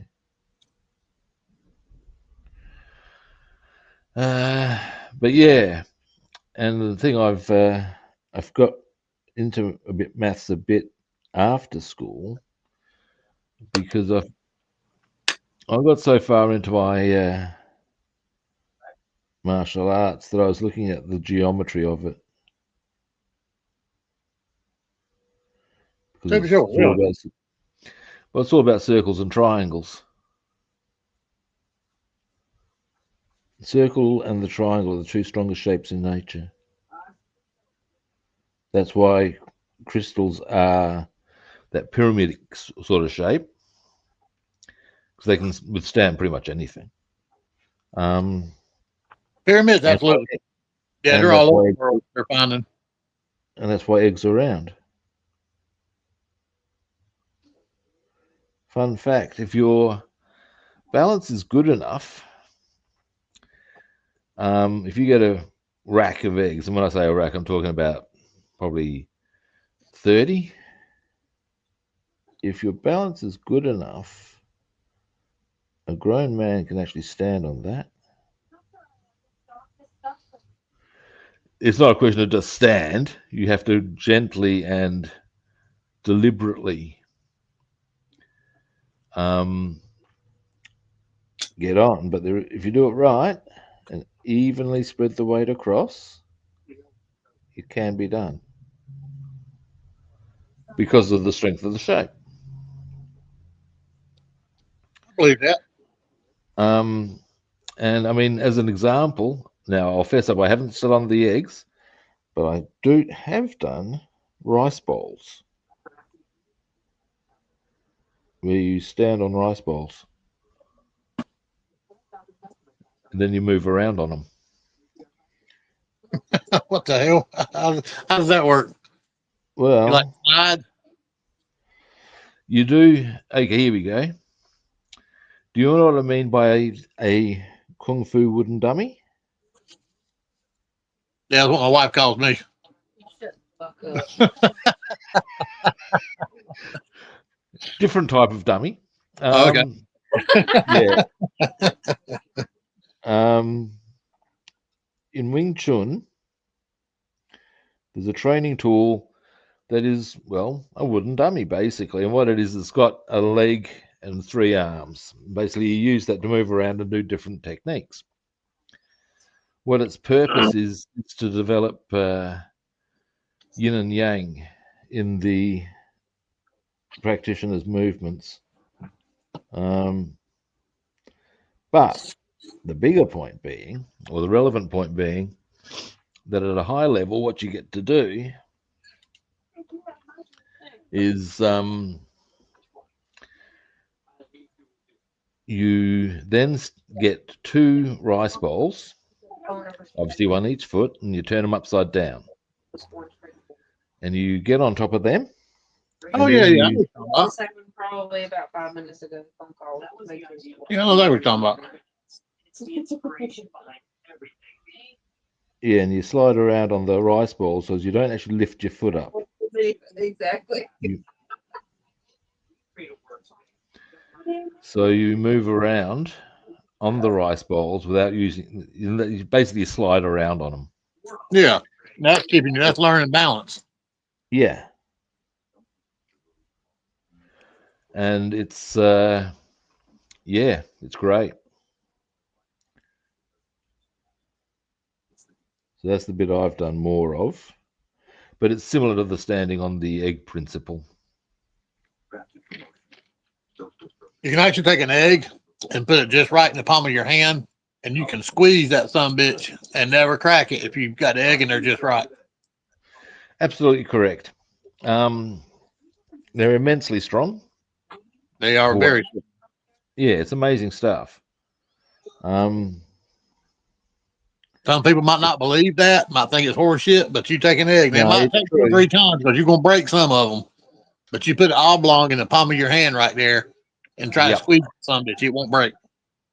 Yeah, it's an angle thing. But generally, that is the whole purpose, is that they need to be able to sustain quite a bit of damage. I saw some footage recently put up by the zoo. They'd given one of the wolves, a maned wolf, and I'm trying to think what the other one was. I think it was a tiger. That was it. An ostrich egg each to have them hung on. And to give you an example as to how strong they clearly are, both animals were able to actually carry the egg in their mouths. Really? Now that'll, yeah. So you got to say, and it didn't just break easily either. And let's face it, tigers are certainly very powerful animals. It took a couple of goes.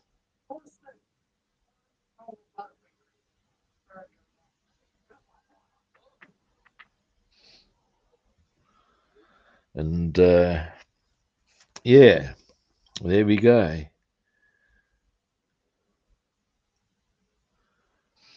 But I find it quite remarkable what they can withstand. One of those marvels of nature it is.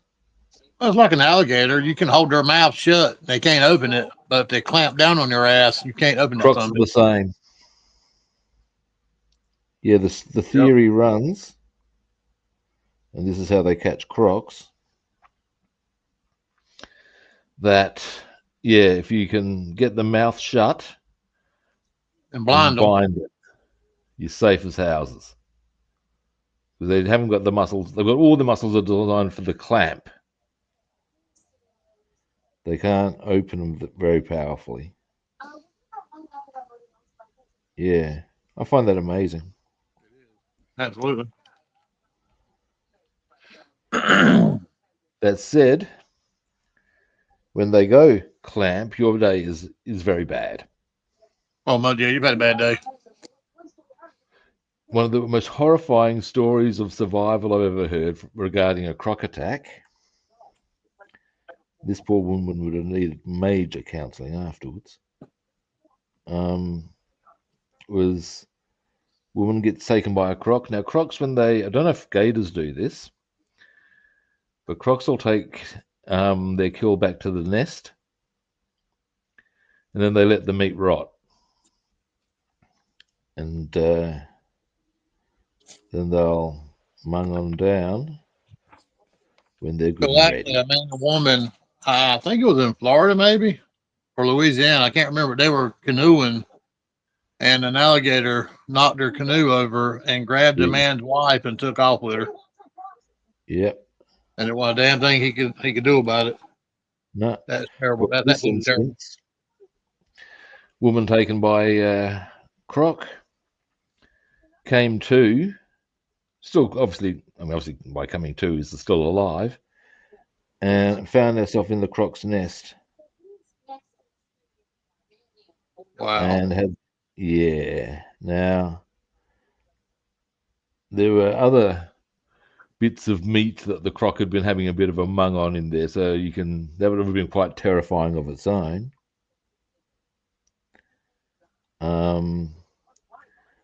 And ultimately, of course, she had to make her escape from that, because otherwise, well, the croc's definitely going to mung her. Equally terrifying. But ultimately, yeah, she survived. Well, obviously, otherwise I wouldn't be able to tell you the story. But yeah, there's a horror movie right there. Yeah. Yes. I tell you, some of the crocs down here get bloody huge. Oh, did he really? An estuarine croc can be up to 20 feet. Yeah. Yeah, it is not shit you want to be getting on the wrong end of. Hell no.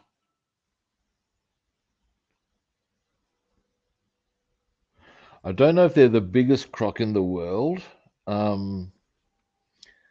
but they are certainly up there very heavily.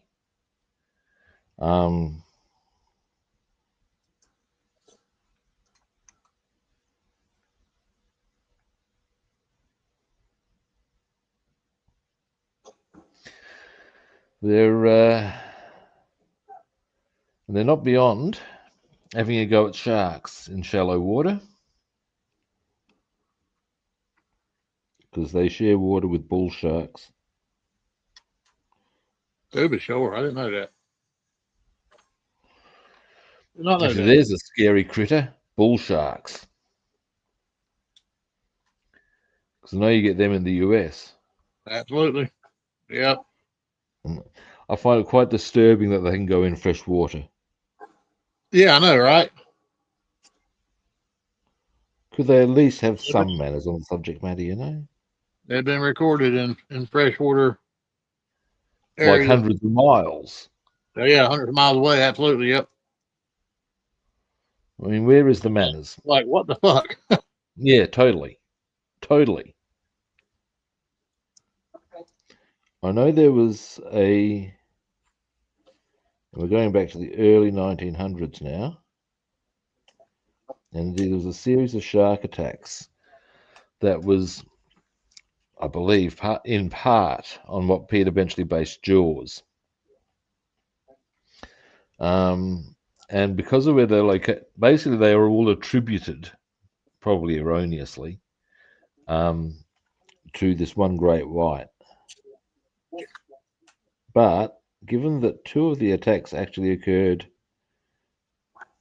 a fair way up a river, later research has suggested that, well, no, it's probably not the same shark, and in fact, one of them was at least a bull shark, because that's what rivers are their turf.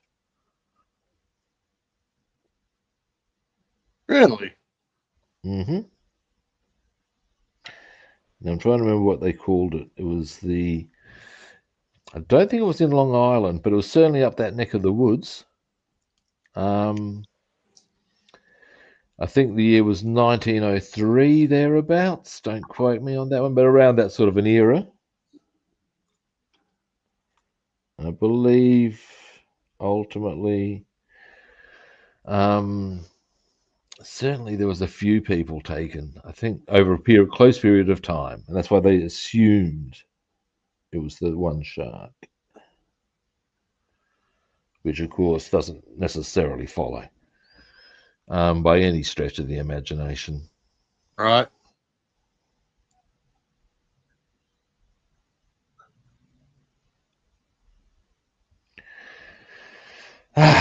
Almost there on this color. And this is good. We're getting places.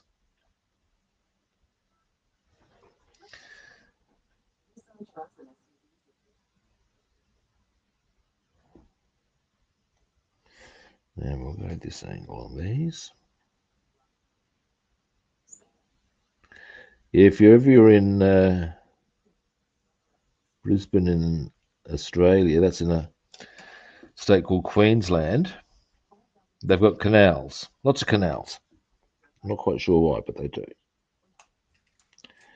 And it is generally regarded as a really bad idea to go swimming in them because of bull sharks. Wow. If you want to get munged on by a bull shark, yeah, then it's a good idea. But if that's not your bag, you know.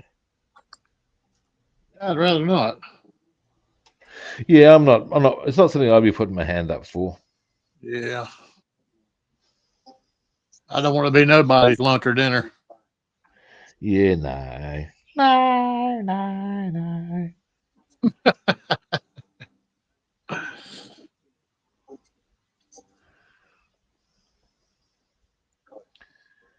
Yes, I like my legs.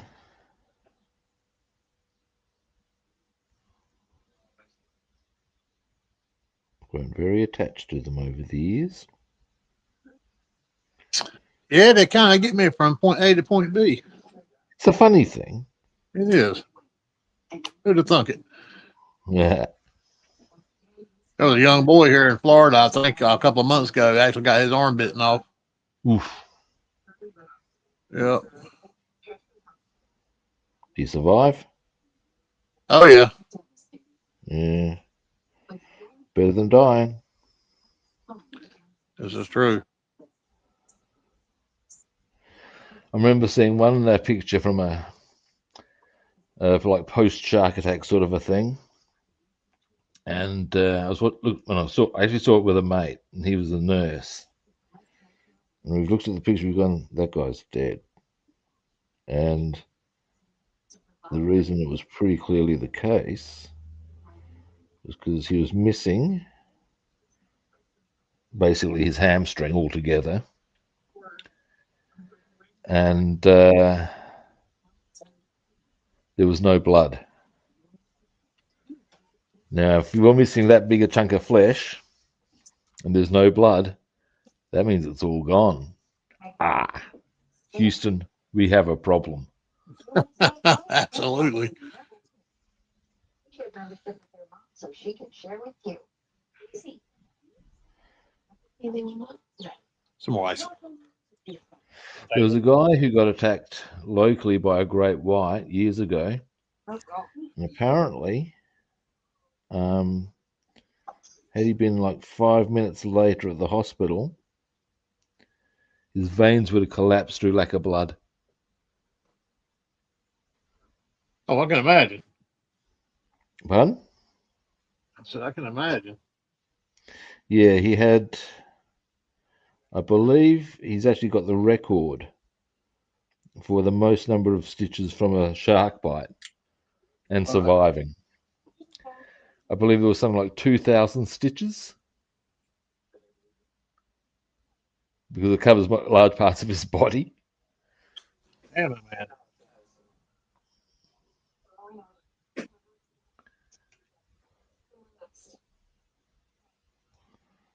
Yeah.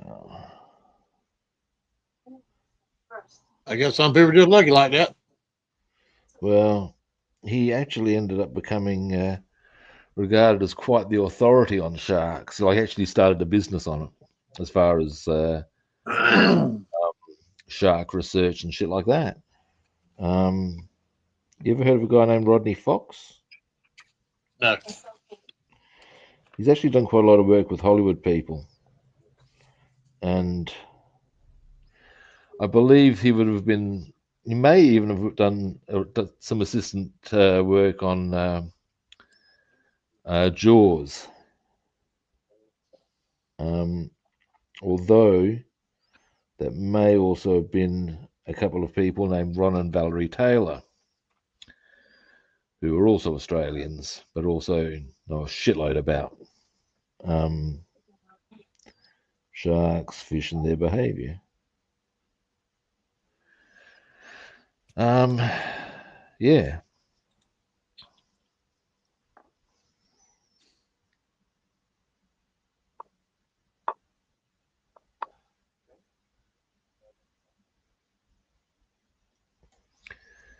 Right, almost got them done. Giggity.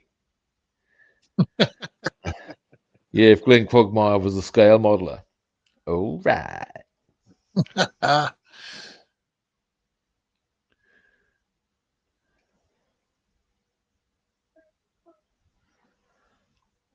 remember when I was teaching self-defense sessions in high schools, telling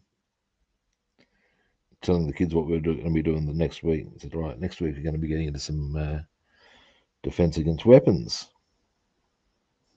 And I've actually heard one of them go, all right.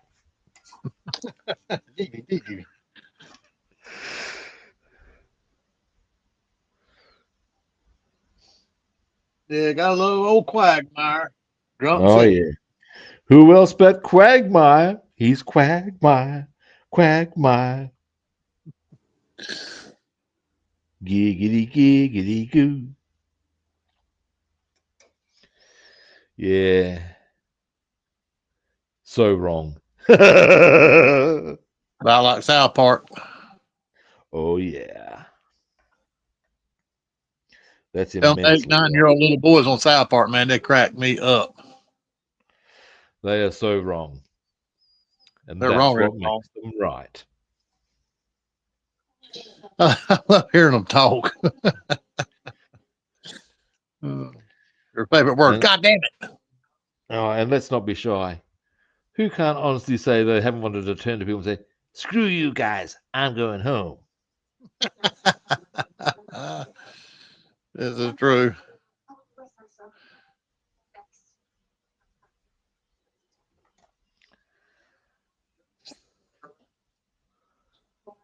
Now, go into there a bit more. Into here a bit more.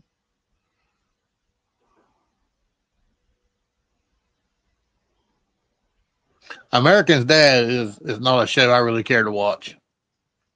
Is or isn't? It is not. It has some amusing. I haven't seen that much of it. I have seen some very amusing parts of it. in terms of, at one stage, the head of the CIA, obviously being Stan's boss, starts nailing Haley. And I can't remember what the wife's name is, but she's not standing for it anymore and wants Stan to stand up to his boss. He's voiced by Patrick Stewart, I believe. Yeah, I like that before. Yeah, and he's about to sort of say, "Look, at da da da da," and you start laying it down to him, and the boss says, "I was looking at the back of your daughter's head last night, and I was thinking about your promotion." damn it, man. And suddenly the whole topic changes. Oh, he's not discussing, stopping things from with the daughter. Obviously, not if it's going to lead to thinking about the promotion. Exactly. But yeah, Man. I just love the lead into it. I was looking at the back of your daughter's head last night. Jesus. It's like the phrase. I like it when she looks up at me. Yeah.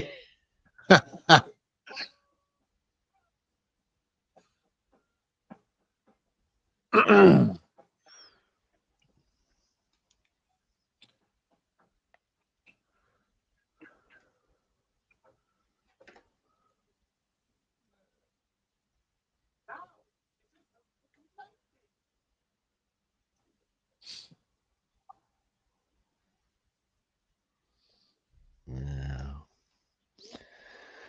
once I've got this one done, I think we'll get on to some chassis black, and then we'll get on some normal black. Whole stack of colours before I do anything. Dearie me.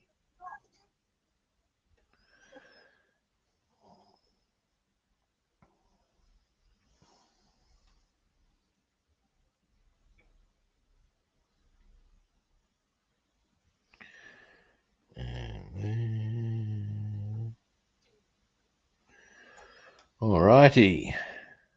There. Now.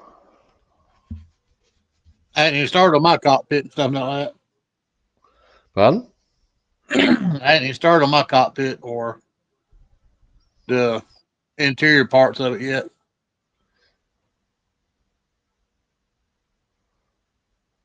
Bassman's working on a F4U-2 cutie guy. This is F4U time for all and sundry.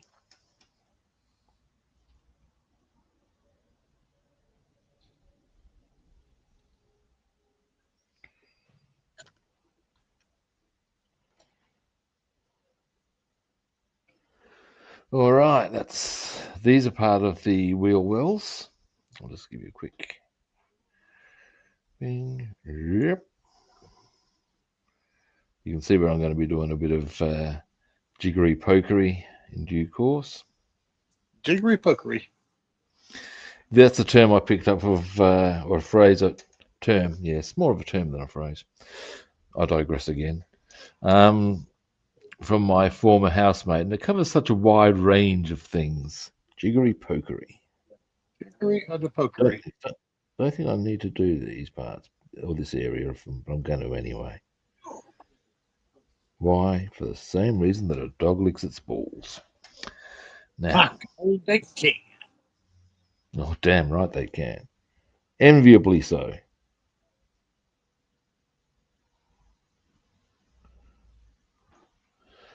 There's a term used in the UK to describe something as being the dog's bollocks, which means it's very good. And I'm not quite sure why the dog's bollocks would be particularly good. It's one of those mysteries of life things.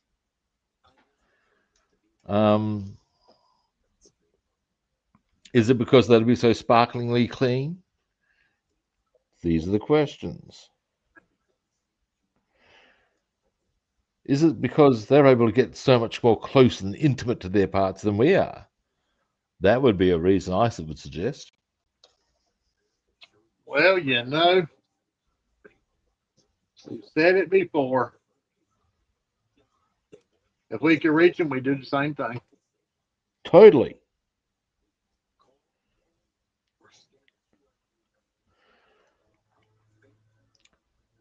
If I could reach mine, I'm not entirely sure I'd even have a tongue left. Anybody says they wouldn't, they're lying to you. Oh, damn right. It's like the old line, 9 out of 10 men admit to masturbation. The other is a liar. I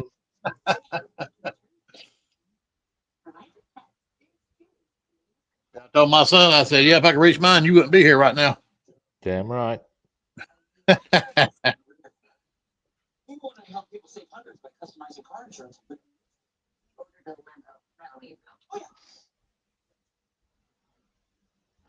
All right. Now, I believe that is that color completed happily.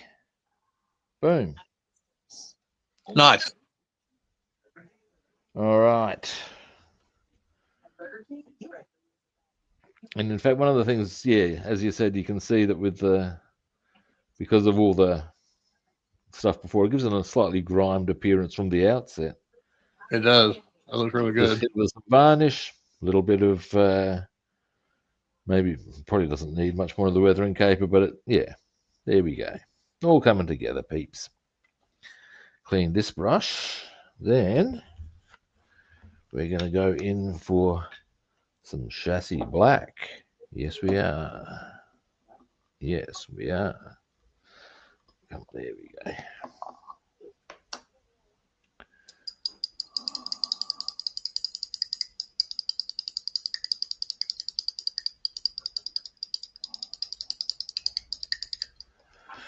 All righty.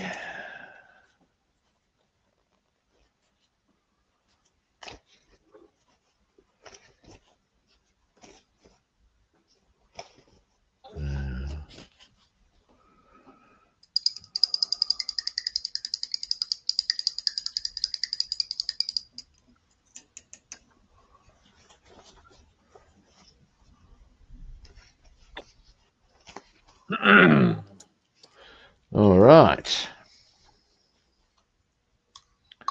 Rinse brush.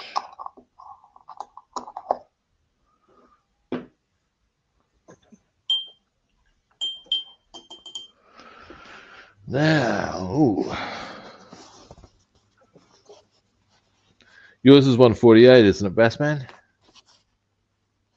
132. 132, there we go. A viewer on Twitch asked, and they can't actually see, or on YouTube, you can't see what people ask on Twitch. So, yeah, just clarifying. I thought it was 1:32, yeah.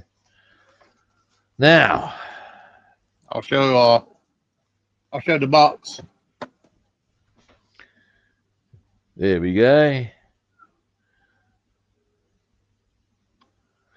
Oh, I was just looking at the box art there. That does seem to have a different undercarriage color than mine. Yeah, it's actually how I'll show you mine in just a second. You know me, I'm one to do the body before I do all the interior, even with my cars. I guess that's just the way I do mine, you know. Yeah, But yeah. check this out. Ah, already been busy. I've done Yeah, all right, this. right. There's that side, and here's the propeller. Yeah, nice. I saw some pictures on Pinterest, and I like the way Oh, the yeah. propeller was done, so I done mine like that. Yeah, nice one. Thank you. Now, chassis black.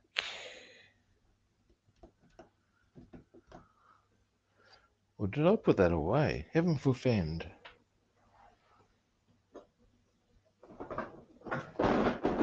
Come here. Up.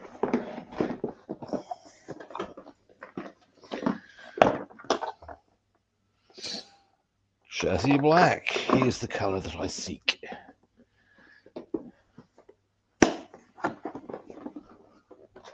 Now, once I've got all this on, my next port of call will be photo etch. Dum dum dum. Yeah, and then once that's done, we get down to assembly. Wow. Oh, really? Yeah. You're ahead of me then. I wouldn't go that far. I actually got quite a few other things I've got to detail as well, actually, looking at it. Yeah, I I ain't done probably won't get onto a photo etch tomorrow. It will be soon enough, though. Certainly, I'll be on the photo etch in the next few days, hopefully. I still got to paint the green on the inside of the plane. I still got to Yep. paint the cockpit, the landing gear. Oh, there's a lot of shit to do. Oh my God, yeah. Boom. Chassis black.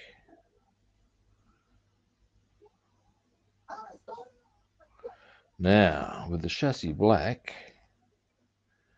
what I'm going to do is two things I want to hit with this. Now, the inside of this being part that goes there, because I can have it either open or closed. I'm going the open one. Cutie guy, you can't see what you're asking because you're on Twitch. Bassman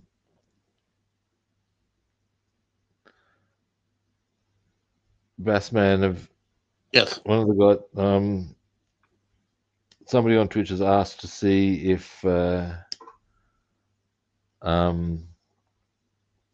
you can see the instrument. They can see the instrument panel on the 1:32. Or have you got? Is that conveniently on hand? Yes. I've not got none of it painted. Okay. Yeah, it's not painted yet, Bassman. Does it come with a decal, or is it purely a painting option on that one? It comes with the decal. Okay. But yeah, you still need to put the backing onto it, don't you? Yeah, but I ain't done anything to the cockpit yet. Okay. Progress of that. Now is not the time, Kato. And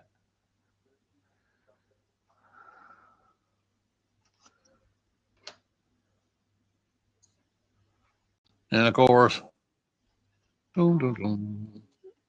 oh, there we go.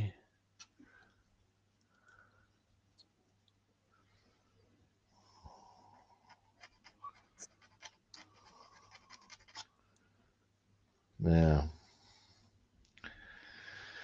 this is being a little tricksy from the viewpoint of there was a little bit of extraneous sprue there, and I cannot quite getting there.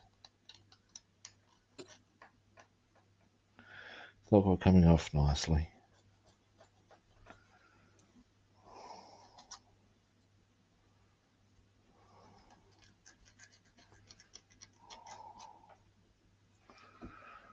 It's pretty rare that you get that issue with a Tamiya kit, though. All right. Now, this will be done with. Oh, we'll go with this one, actually, I reckon. So we're doing two things here. Foist. And very easily, we're just going to go into here. Being the back of the vent.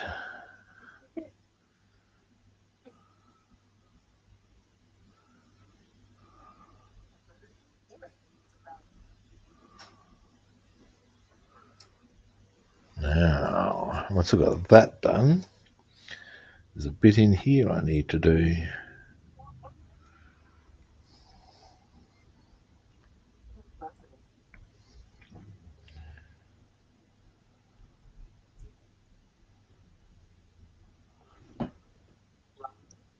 All right. Now, around here. Ah, there we go. Now we're getting a bit of colour on that.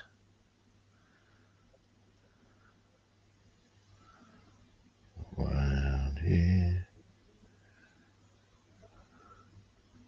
After we get done with this Corsair, I'd like to move on to the Mustang. Yeah. Well, I've got to finish mine. Now, hopefully, very soon. The P-51 Mustang? Oh, yeah, we can do that. I've got P-51 in abundance. I can even go, here we go, F-82, the twin Mustang. Oh. There were a very limited number made. The kit I've got's ridiculously simple. Like the detailing angles on it are not great. But I got it more from the viewpoint of, because then I will have one of every type of Mustang. Oh, wow. Well, not every type, but I'll have P-51D. I will have eventually. The aim is to have the F-51, which is one used in the Korean War, which I'll also be using. Then there's the I've got a P-51B. I've also got a Mustang when it had the Allison engine and was just known as the North American Mustang, before it became, well, the famous aircraft we know it as. There's one I picked up. So yeah, I have many options on that one. Many options.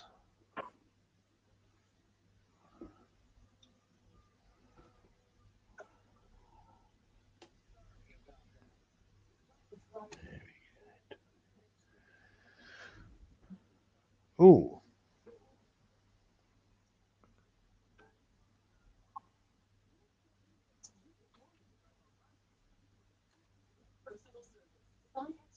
Ah, David's been has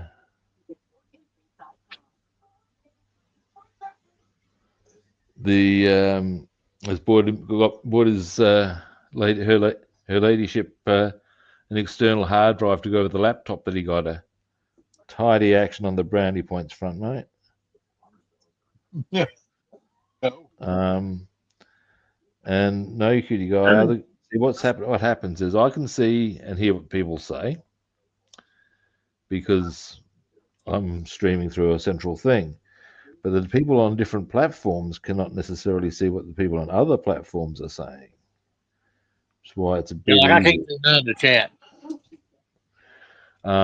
Which is why it's easy. Yeah, most people are on YouTube and chat via that, so they can at least see, if not hear, and in some instances they can hear what's said, obviously, because Bassman and I are talking.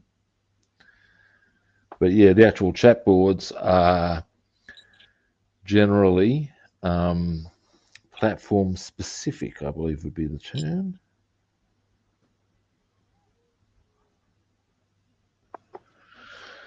Alrighty, now.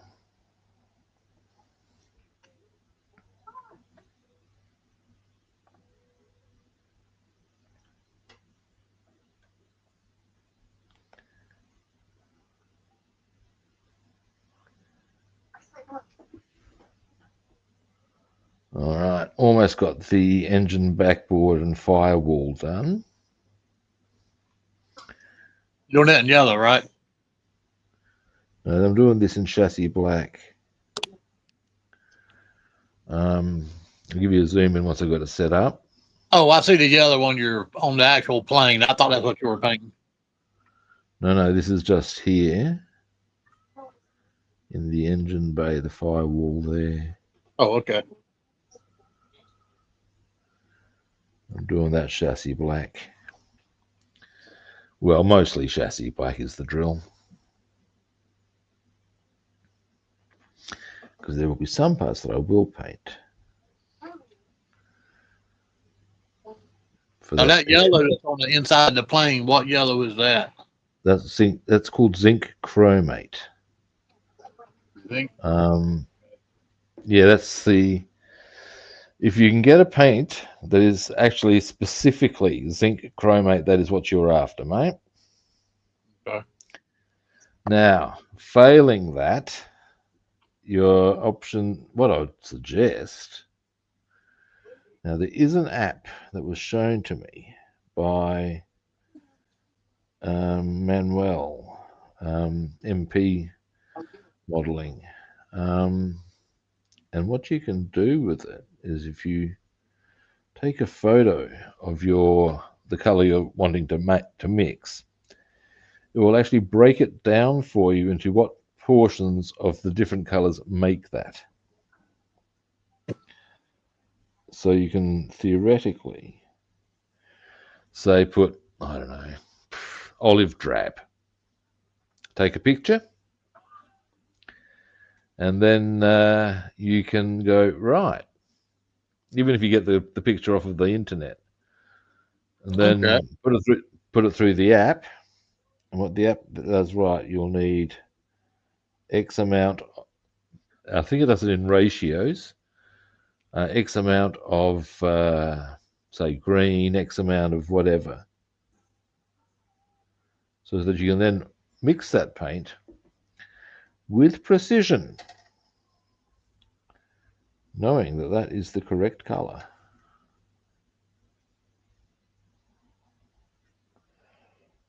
There's actually what I was checking into earlier about the paint for this, that you can actually buy the paints already mixed up as well. You can, and give me a moment. I do, indeed. Boom. The pre-mixed zinc chromate makes life a lot easier, and I would be surprised if at some locale, some manufacturer did not produce some zinc chromate paints that would be accessible in your neck of the woods, if you follow me. Right. Because zinc chromate is a pretty major color in World War II aircraft from the US. You see.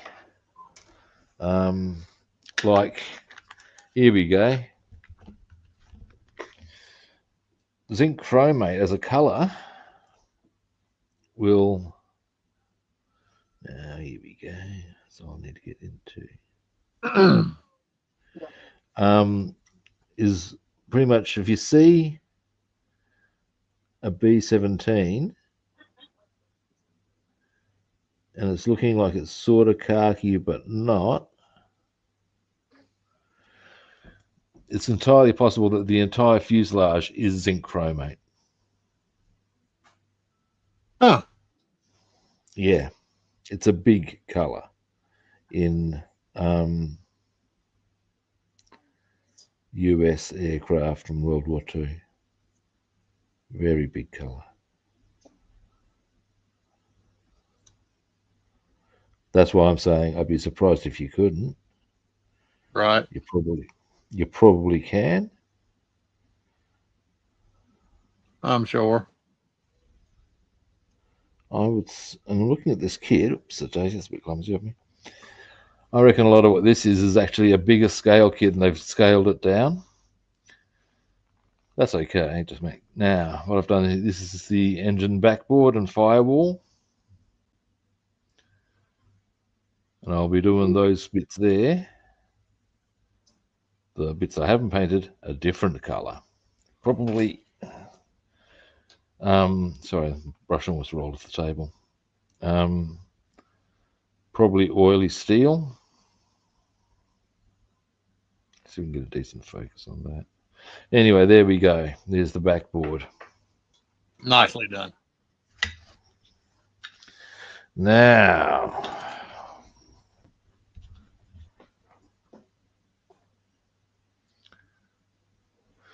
no, the app isn't MP modeling. That was who showed it to me, cutie guy. I'm not quite sure what the app is called, but it's if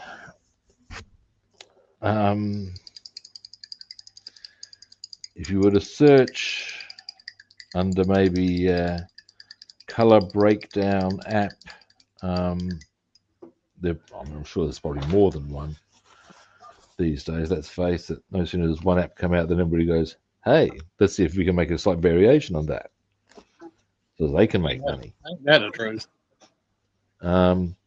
Here's one of the more interesting. Oh, we'll just do that differently. Stories I know of. I might have shared this with you before, but I do find it genuinely interesting. Everyone would be aware that Edison is, or yeah, the light bulb. Boom. Single piece light bulb is what he patented.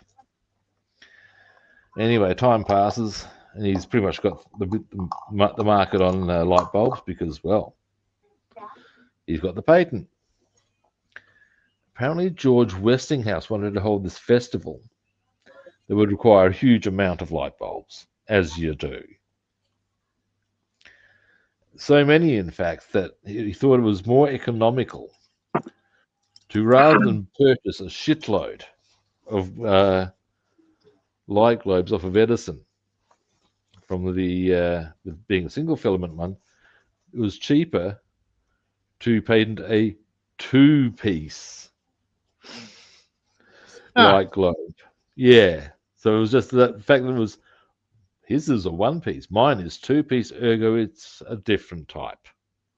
It's the same old scenario. My dick is bigger. Mm-hmm.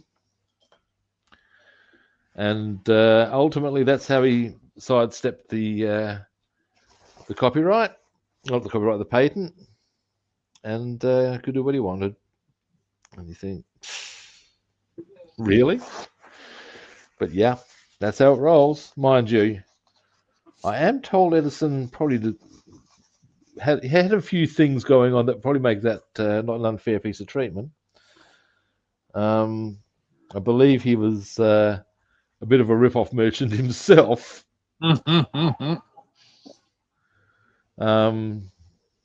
So yeah, at that point you can go, well, yeah, well, maybe there's a bit of karma going on there. Maybe the karma chameleon's gone and jumped on in the program.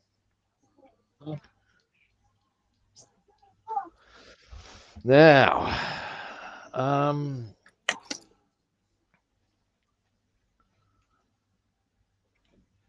I've only got a few more bits to do for today. Being our dash here, and this little thing widget here, which is actually part of the sideboards of the dash, or not the dash, of the cockpit. It's a very funky little design they've got as far as the setup. Scope this shit out. You put the seat on the thing. There we go. Bam, and that goes onto there. And then that's those. Yeah, you can see it's a bit freaky. They get you to do that. Then you put something else in there, and then while that's upside Your down, seat is separate. My seat's one piece. Yeah, it's all a bit freaky, but it's all good in the hood, peeps. Now, black.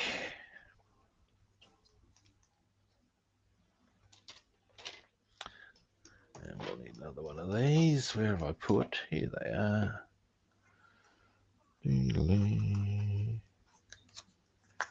Boom. righty. Oop, and focus. And we traveling on that one. Almost there. All righty. Dearie me. Now, here's something I can consider. Having a quick look at my photo etch here. Yeah. Okay. This being so, let's have a quick look at. Actually, what I need to have a quick look at.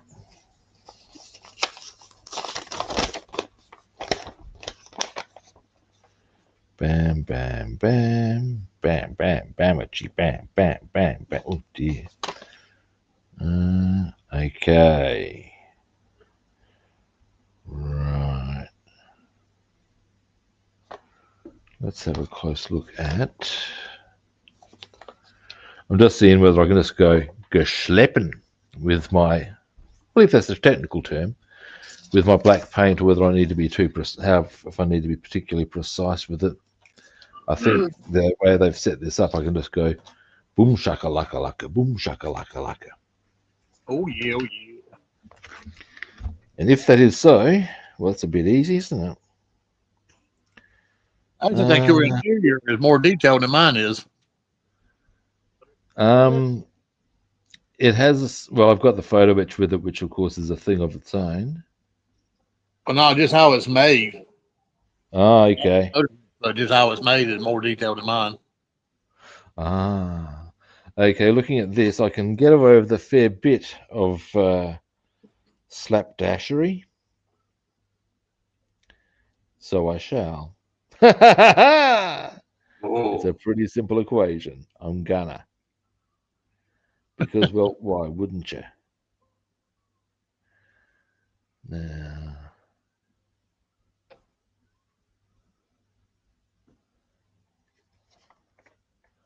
let me also just confirm. Right. Yes.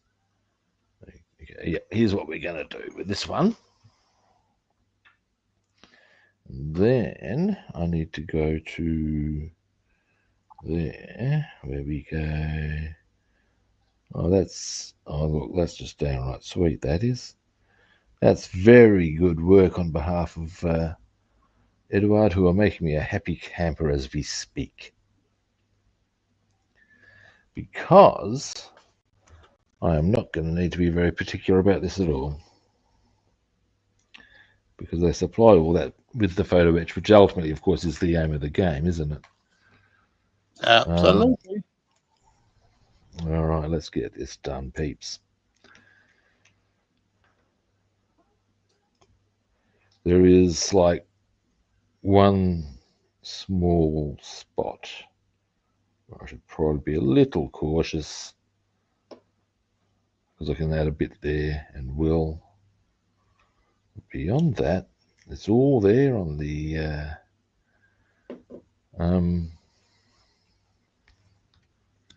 photo etch. So yeah, let's do this, boys and girls.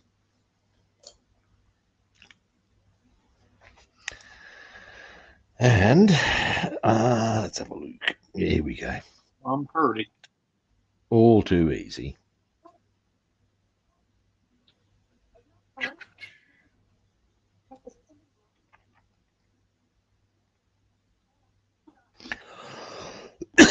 Excuse me. That's my piece of lung on the other side of the room, I think. I see it running down the wall. That's the one.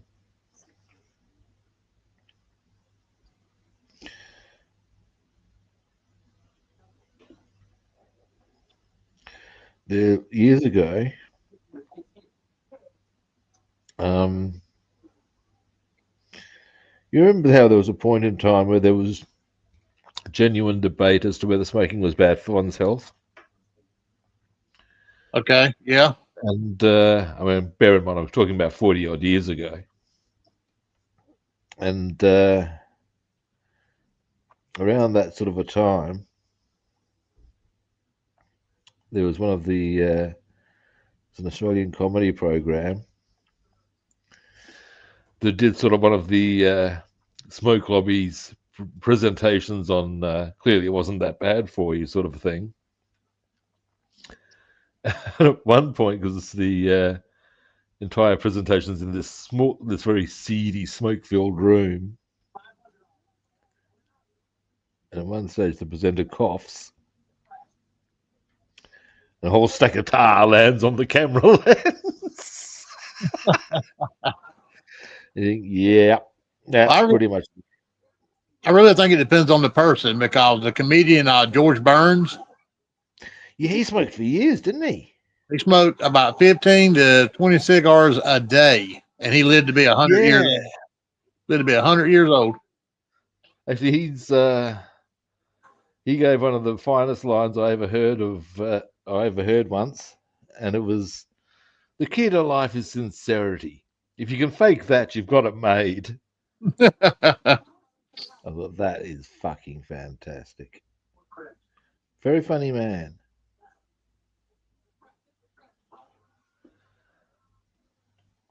Yeah, I believe it depends on the person. Well, yeah, my grandmother, well, she smoked 4 packs a day. She started when she was 14. And she lived to be 87. However, it cost her first her mobility, because not enough blood was able to get around because of the way the smoking can, of course, chuck up your veins. But ultimately, it cost her her mind, because not enough blood was getting to the brain. Right. And of course, the dementia. Uh, Yeah, and the truly horrible part, she was aware of it. yeah, that would be brutal. Yeah.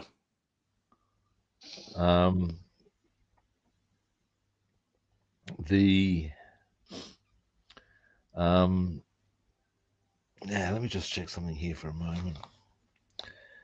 Yes, so if that's going to go in.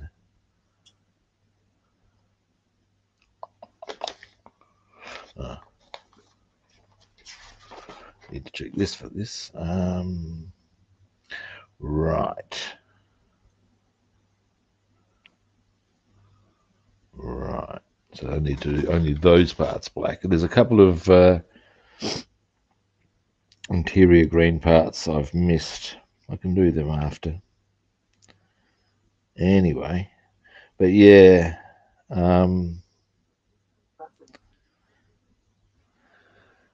her dementia wasn't so heinous as it has been for some. What I mean by this was she would just think she was still in England or whatever. Oh, I went down somewhere and da da da da. No, mum, you're in Australia. This is the sort of thing my mum would be saying to her. All right. Anyway, and anyway, now this is a relatively mild experience in my eyes, because I was once told by a mate of mine that a mate of his had what is arguably the most horrifying of experiences with regard on this subject matter, because yes, his this guy's grandmother went doddery. It happens. Started recalling events from her youth, as happens, which would have been fine if she hadn't been the neighborhood harlot. People doing that. Yeah, going back to their childhood. Yeah, well, that would have been fine, but she was the neighborhood harlot and was getting quite graphic in what she'd done, how many times, and with whom. I've heard tell that as well. And yeah, apparently you'd see it coming, and basically the family would be going, "Nan, stop!" Yeah. And you think, oh dear. Yeah, you so wouldn't want to be hearing coming out of your grandmother's mouth. And I fucked him, and then I went off and Yeah, my hell. grandmother, I heard stories of her as well. She had it. Yeah. But And my grandmother was a real Christian woman, and some of the things that my mother told us that she said and did when she was dealing with that was unbelievable. most unchristian I'm gathering. I was Are we like, talking wow. about falling in the category of you did what now? My grandmother, yeah, she was a very Christian woman, and while she was dealing with that before she passed, my mother told some horror stories that she would talk about stuff that's sexual and that she And you know what they went off the say? church. It's always Yeah. the quiet ones, man. Yep. Yeah, that's funny shit seen in the right light. All right. Oh, this is going to come up a treat, I can tell. I'm looking forward to this. Now, what I'm going to need to do, because this backboard goes on to this. So I'm going to need to paint that interior green. Probably a bit easier when I give you a close-up. But I'm pretty happy with how this is coming along now. You gotta say it. Happy, happy, joy, joy. Oh, yeah, man. I'm happy, happy, joy, joy. Yeah, this will be good. This may even be my best aircraft ever. We'll see. Well, being this is my All first right. trying to do. Well, yeah, in some ways, a big kit's a good one to start on because you're familiar with how to do big cars. It'll give you a bit more space to work with. Sometimes the fiddly shit can do your head in. These are Yeah, I facts. think you're right about that. Kind of glad I did get a large one. What I'm going to do is while I'm doing my other detailing, I'll probably do some of those because the other bits of interior green are not so are not adjacent to anything else as far as once I get them done. They are currently adjacent to this black bit, of course, but I can get other detailing done, and then we are winning. But I'll give you a zoom in on where we're at after I've cleaned my brush. Pretty happy with how it's all gone. We've done a no.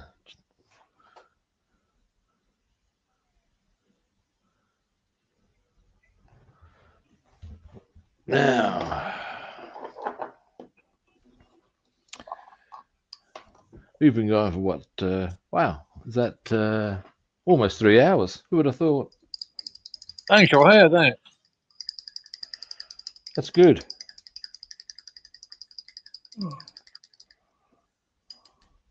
That's probably why I've got a good amount done. Who would have thunk that, eh? Who would have thought if you actually stay around for a bit, you might get more done, sunshine? Cool, eh? Cool.